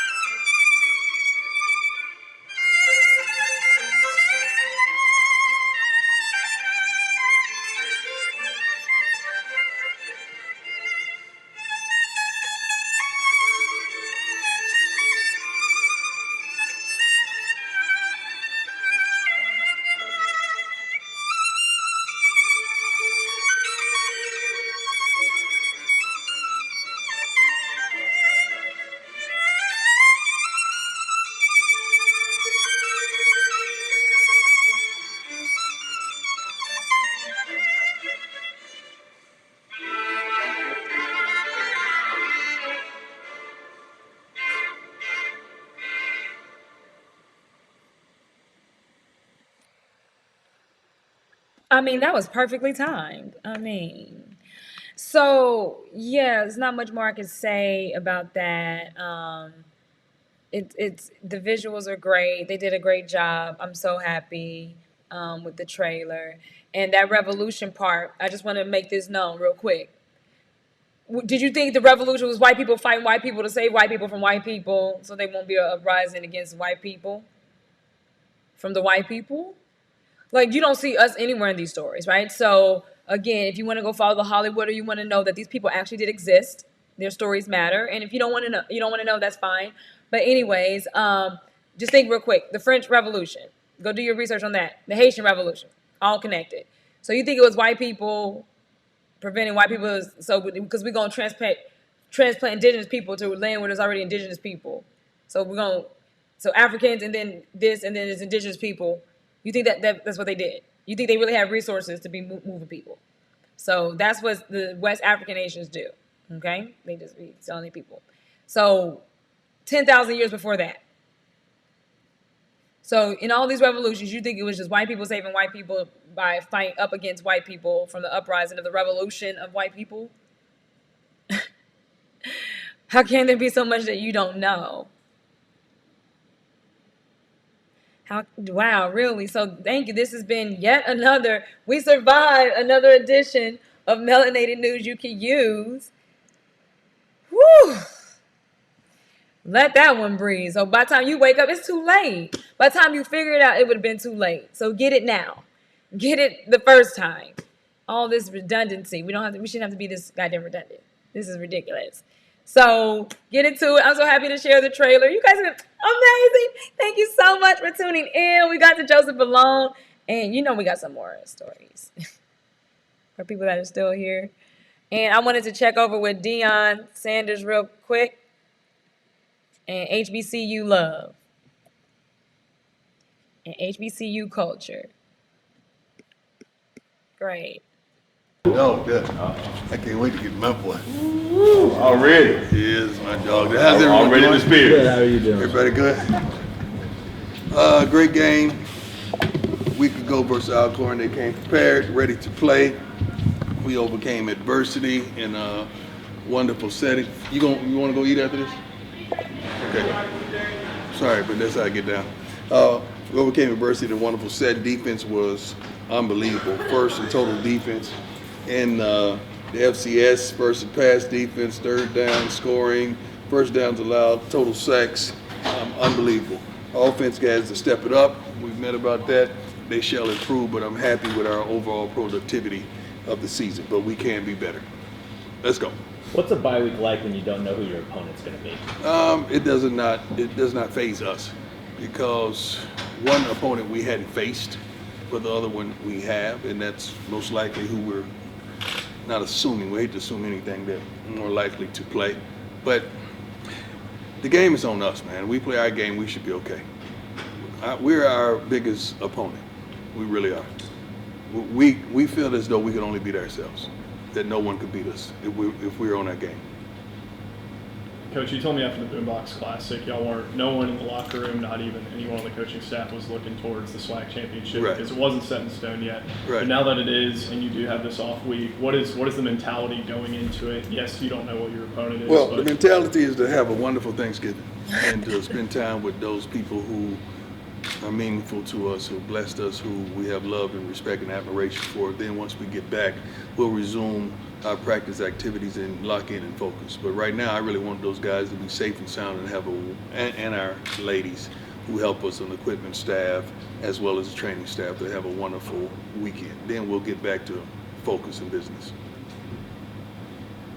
You maintain that the goal was always 13 and 0. But the goal has been dominating. We don't call numbers. I got you. Yeah. Has there been an opportunity to stop the smell of roses at 11 and 0 and put that as mental school? We don't do that because we want to be dominant. I rarely talk about and or whatever the record is. I rarely ever even state that. We want to be dominant. We want to make sure we're graduating the largest amount of percentage of players that can graduate, the percentage of players that can get opportunity to go to pro or the other professional leagues. We just really want to build men as well as women to have them go affect society. So that's what we're talking about, dominating. Coach, can you walk me through the last month for Travis Hunter? Obviously, I believe he missed 5 games with injury before coming back, and then has that coming out party on Saturday. What does he do for this team, and how have you kind of seen him progress as he's got more and more playing time? Travis is a great player. Travis was doing these type of things that you're now seeing him do in the spring. We just was competing against ourselves. Travis had that type of game in the spring games. You've seen that. That wasn't new to us. It was new to everyone out there. So what you're seeing now is an opportunity to watch how he practices. That's the way he goes about practice. Phenomenal human being as a young man. Phenomenal athlete. He's a phenomenal player, and the best is yet to come. Were there any points throughout the season where you didn't think he would return for his freshman Never. year? Never. And then how do you kind of keep him focused on rehabbing and getting back to this point? Obviously, you know, young guy Travis wants to be great. You don't have to keep a person focused that's focused. You don't have to inspire a person that's already inspired. Travis is that kind of guy. So you don't have to pep him up and build him up. Even when they caught balls on him, he didn't flinch. Travis don't flinch at all. I was trying to make sure I seen that fire and that passion still in his eyes, and he didn't flinch a bit. He is who they say he is. It started 8-0 for first time in program history, and you talked about history for a good 2 to 3 minutes after that. Well, now here you are at 11-0, making more history. The goal is to keep making history after these next few games. You know, say you get to that point, what does this historical season mean for you and this program? I have no idea until we eclipse it. You guys always tell us about history. We don't know. I'm not one to say, oh, we do this. I can't believe I'm watching I don't know anything about that stuff. I'm being told that by Neely or anyone on the staff, but I don't know what history is. It seems like every time we play a game, something happens tremendously, and we're happy about that. We're happy about that, especially the way the defense is playing. I'm pretty sure history is somewhere in the making and in some realm of how they're participating right now. So this is a little off football, but I got a text from my mom saying, do you want to hear something funny? I'm reading a lot of material from Coach Prime. I really like his philosophy. Wow. I wonder why I see so much about him. And I said, probably because I post about him a lot. But she's a Mormon woman from Utah. So think about what you're talking about off of football when you're talking about helping young men, young women, preaching to your team about just playing hard, being good people. How do you think that has just expanded nationally, and someone like my mother texts me out of nowhere saying that? I don't know about the different religions or ideologies or even when you... He's a colonizer! Politics. But I know people. I know young men, I know young women, and I know how to reach people. That's always been a tremendous gift.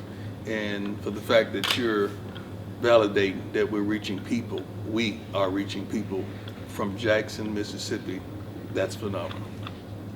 And that's a blessing for our social media as well. We don't have those extreme budgets that we could just hit a button and it goes, but we can with social media. We good? Do it. My man. I got one more question. Yes, sir. Yes, sir. Obviously, John's not finished, but with... Okay, so for the most part, y'all get the gist. Undefeated, see, he making history, but yeah, we got bigger goals. What? I've been working on this for a very long time behind the scenes, so I'm trying to let y'all know what this is. NCAA, non-existence, gone. Thanks. Perfect. Just how we wanted it. We're going to talk about now. We're going to start with this photo. It's from September 9, 1957, and it shows Dallas Cowboys owner Jerry Jones among a crowd of white students trying to keep black students from integrating at an Arkansas high school. This is a Washington Post reporting. Reports that Jones, who was 14 at the time, could be seen standing a few yards from where the 6 black students were being jostled and repelled with snarling racial slurs by ringleaders of the mob. So joining us now, sports and feature columnist at the Washington Post, Sally Jenkins. Sally broke this story along with her co-author, David Moranis. We're so happy that you could join us this morning. Thank you very much. Happy Thanksgiving to you. And again, I have to commend you on your reporting. This whole thing is right. I mean, it's really stunning. It's fascinating. So let's start with the picture, okay, and then we'll talk about how we could have sort of moved diversity along with coaching in the NFL and in sports. Let's start with this photograph, though. What did you what did you learn about this from this photograph? Well, I think the first thing you learn is just how widespread the segregationists were in Little Rock and North Little Rock. Jerry Jones's high school was North Little Rock, which was across the Arkansas River from Central High School. Pause. Where was Florence Price from? 1933. Pause. Reparations.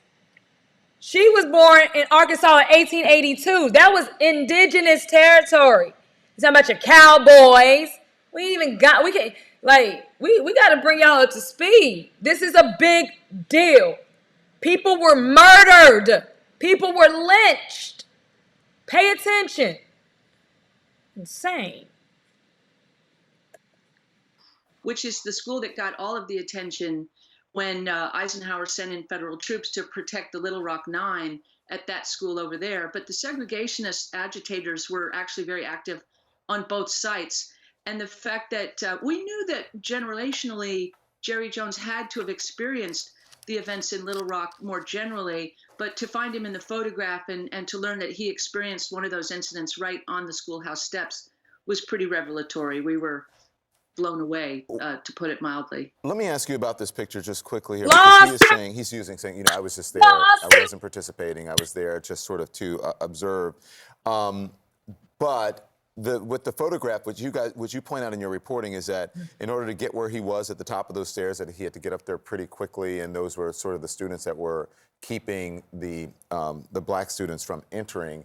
Does this say anything about his participation? Are you making any sort of judgment about it, or?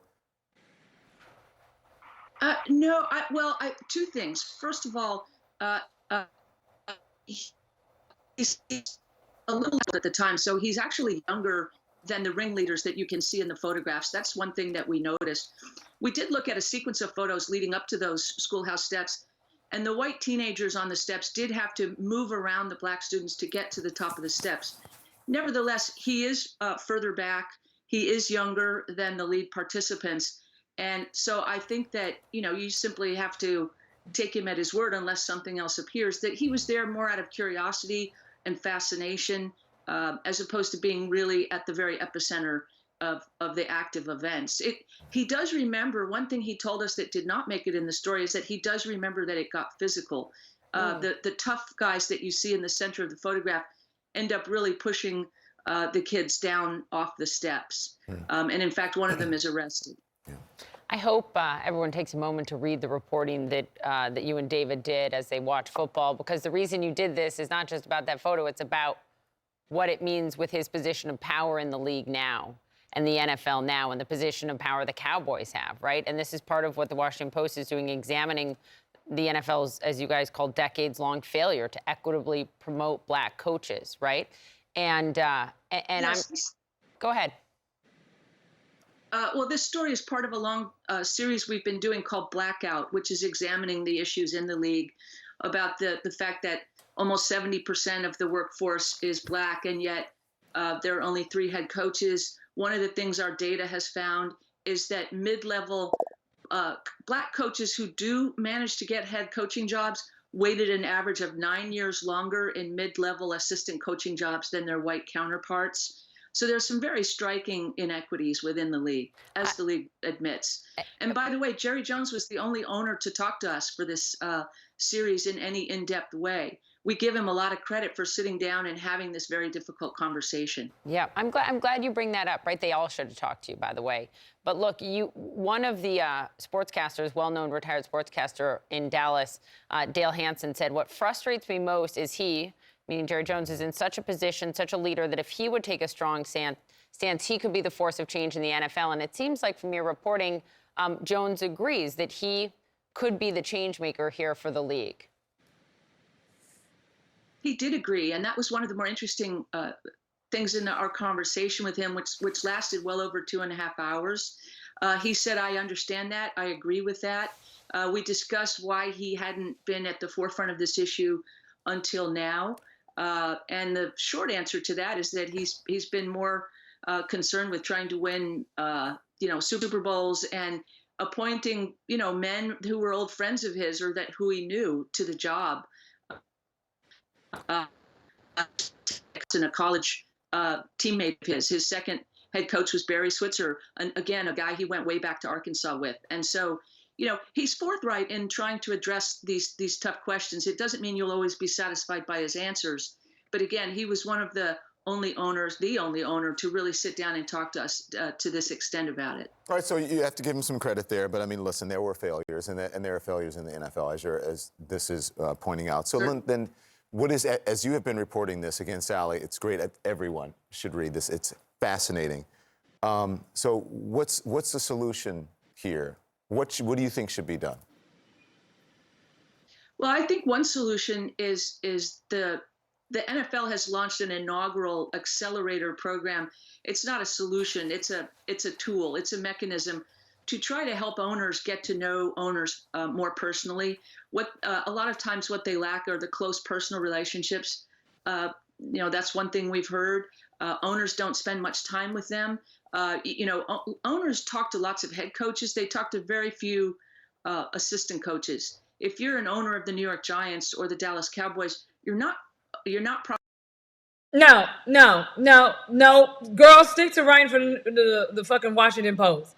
What's the solution? We're gonna try.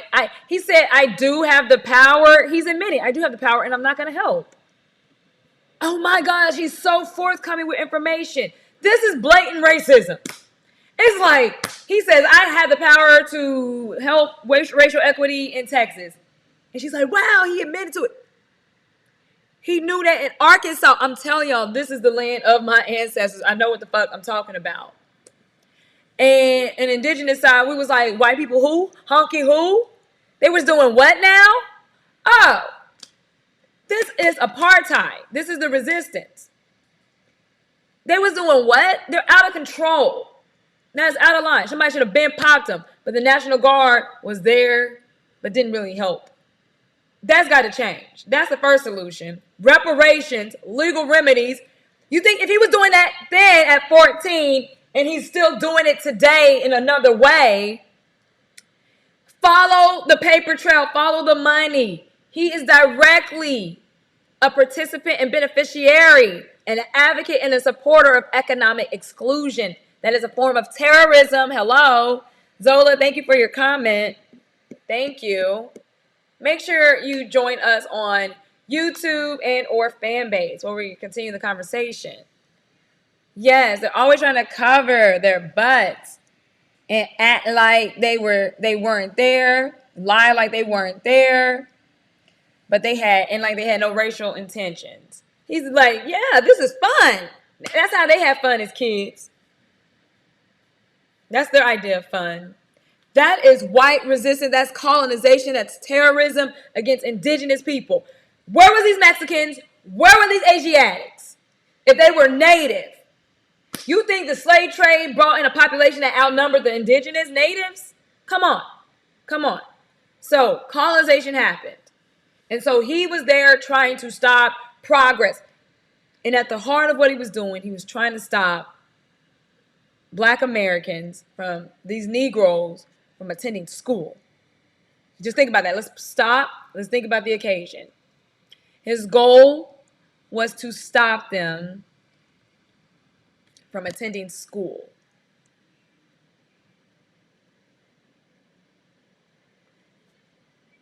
Think about that. First and foremost, okay? School. Not dangerous activities, not some type of work labor, child labor. They wouldn't try to stop children from working as child laborers. And now he wants them to ditch school and just go be some player in the NFL. Oh my gosh. Can you imagine? So please let me know your thoughts. Let me know what you think. And there's no right or wrong answer about Jerry Jones. Because what's going to happen is going to happen. You think his players here's a question. Do you think his players are going to quit? Do you think his players are going to drop? He says, I do have the power. He told the truth. I know that's shocking, huh? And he's not going to do anything to help. Oh, we're going to create some new program. We're going to We're going to come up with a 12-week course plan, and whoever goes through these obstacles and these loops, we're going to create more bear. But homeboy, yeah, I barely know you. I really want to win games, but I'm just going to pick any old friend of mine who says he can coach. Forget that this person's more qualified. So I would not invest in that level of sports. That doesn't make no sense. So I'm so happy we got to that story today. And we're going to show you a preview of what we will be getting into. Oh, yeah, we can wrap it up here, and then we'll try. So much Cherokee stuff. So much Cherokee stuff. So much. I don't even want to get into the Cowboy stuff yet. I think we just got to end it there with Jerry Jones. You guys have been excellent. You've been an excellent crowd. Please let me know what you think. This has been fun. I appreciate you all that tune into the live broadcast. This was great. We'll try to do the Native. It's so many Cowboys and Indians. Oh, we got a long way to go. And we just getting started. Arkansas is Kansas, like Wakanda. This is indigenous territory y'all talking about. Don't forget about the Texas Indians. And always remember the Alamo. This has been another edition of Melanated News You Can Use. Thank you so much. Bye.